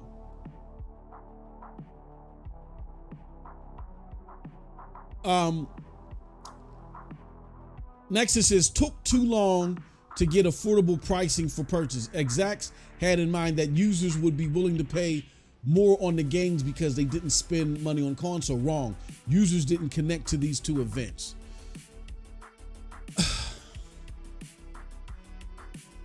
This part confuses me that they think this. Took too long to get affordable pricing for purchases. Here's the problem, which I see the other stuff and I'm like, yeah, this is somebody that was an insider. But then I see this and I'm like, huh? With any new platform, a company is not going to devalue their game, even if it is a port of an old game. It's a new SKU on a new platform. Nobody releases a new SKU on a platform that's supposed to be equivalent to the platforms that it came out on earlier, and devalues it and says, okay, well now because it's $40 there, it's going to be $40 here. No, they want their full price of their game because you don't have a player base. So that's why I say the problem wasn't necessarily it took too long. That doesn't make sense to me. I don't even know why they said that. That doesn't jive with the reality of how developers and publishers value their product. The problem is that if you're just simply porting old games to a new platform, that is going to be a problem within itself. You needed exclusive content. That way, if you're paying $60 for it, it makes sense. It's a new release. That was Stadia's problem, is that they were porting over old games. Of course, because it happens with the Switch. And the Switch is hella successful. So I think that this line right here is just a misunderstanding of the business, and that kind of connects to where I was like, look, I can't blame, I blame Google for 95% of this. I can't blame Google for everything. I just think that it was just a lack of foresight, even with the teams that really believed in this on some of this stuff. This right here doesn't make sense to me. They had no choice in this matter. There was no way that they would have been able to convince people to lower the price of the introductory price of their product on a platform that was being advertised as, or being looked at or being pushed as equivalent, where they've had to do more work to get it on there. There's no way. The problem was, instead of asking people to work to do this work on old games, get new games and make sure that they're exclusive and be willing to shell out the cash to do that. And make them timed exclusive. Let it be known. These are even if it's only 3 months timed exclusive. If these games are coming out for the holidays, and I think even with 3 months, preferably 6 months timed exclusivity, you get to play these games and you premiere this as the latest technology. You promote this as the latest technology. That's how you promote this, the latest technology. There you go.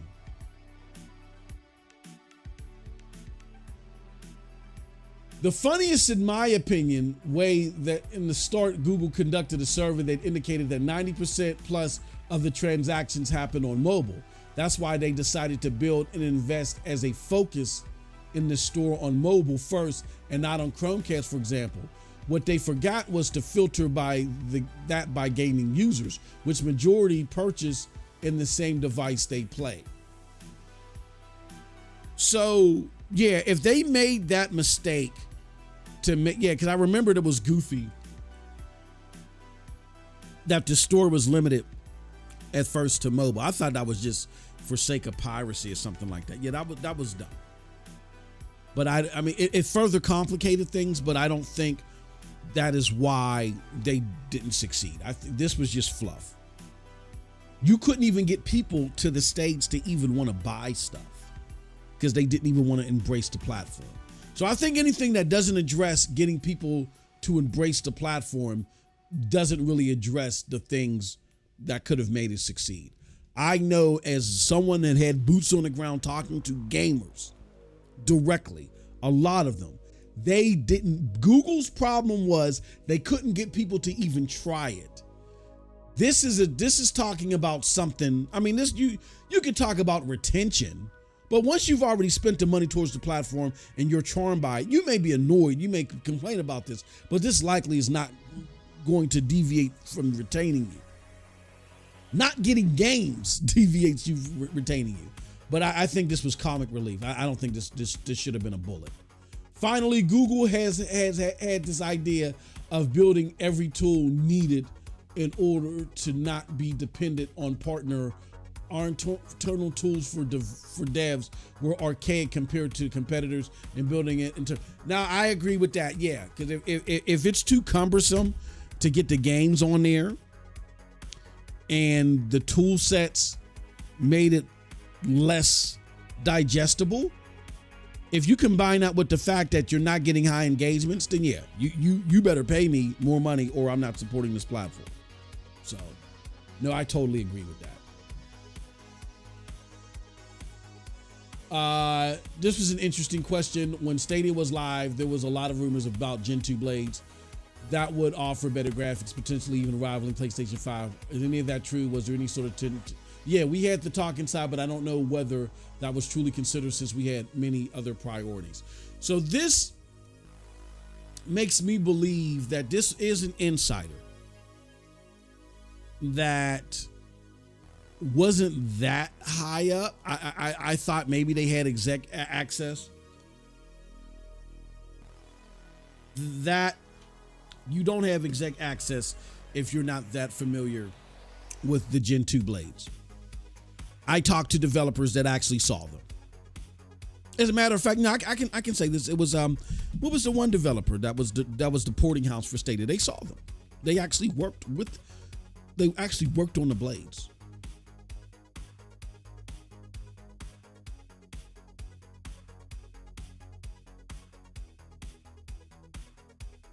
How was the development of Stadia? Majority of the businesses were formed a few months before the release. So there's other things in there. Very interesting conversation, but I just thought those were the biggest portions of the conversation that were noteworthy to consider. Why isn't those were the biggest parts of the conversation that were noteworthy of consideration to me. But yeah, those are my thoughts. I do think that, in lieu of this person was an insider, but they weren't at the highest level. I agree with 80% and 90% of their assessments, and a lot of those assessments are assessments that I've heard from other people, very much so. So, yeah, I feel like they are an insider. I'm not 100% sure. I feel like they were being straightforward and honest about that part, but I don't think they were that high up. There were just a couple of things that made me wince when I heard it in particular.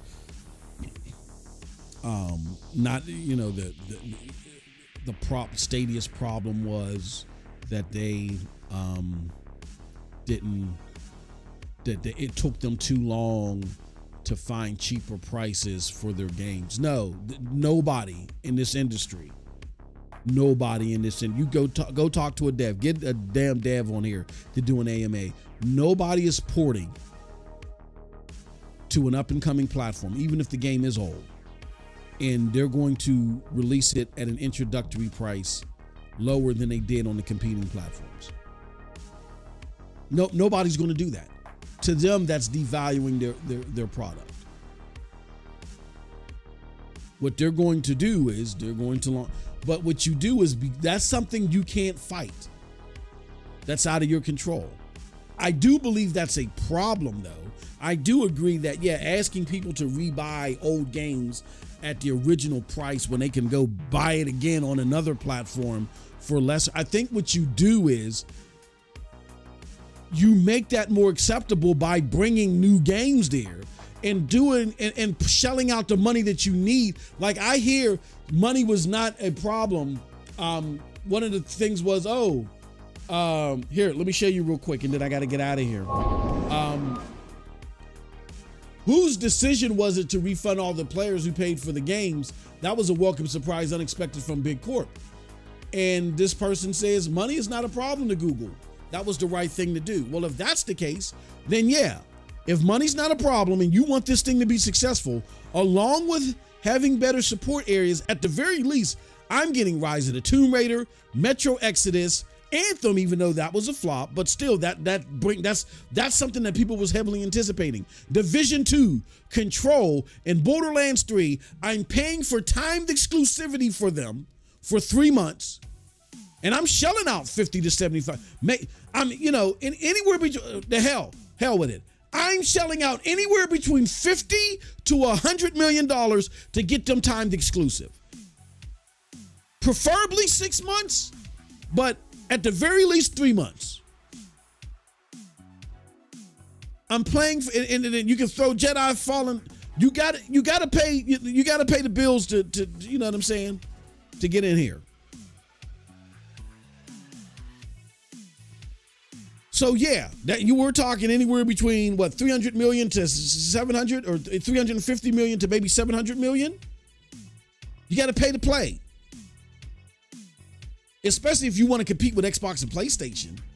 You got a considerable leap to make over, so you got to put that money out there. Those are big ticket games. I'm getting those 6 or 7 games out there. I'm paying a significant amount of money to get them as timed exclusives for 3 to 6 months. And then I'm executing my plan as follows. Then you're likely to have your 100 million active users. And I feel like it would have worked for you because 2020 was not the biggest year for games because a lot of games got pushed back.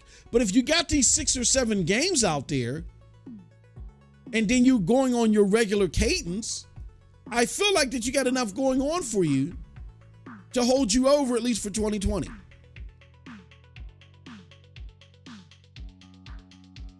Then you have a better chance of survival. That's just my thoughts. But with that said, that's it from your boy. Let me know what you think about all this in the comment section below. Like I always say, who cares what I think? Very interesting conversation and discussion. Hope you guys enjoyed it.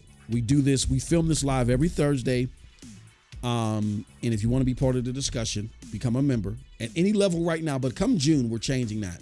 At June, we're going to have just the top 2 tiers available for the content, with the very first, the $199 tier, just being the shout out tier.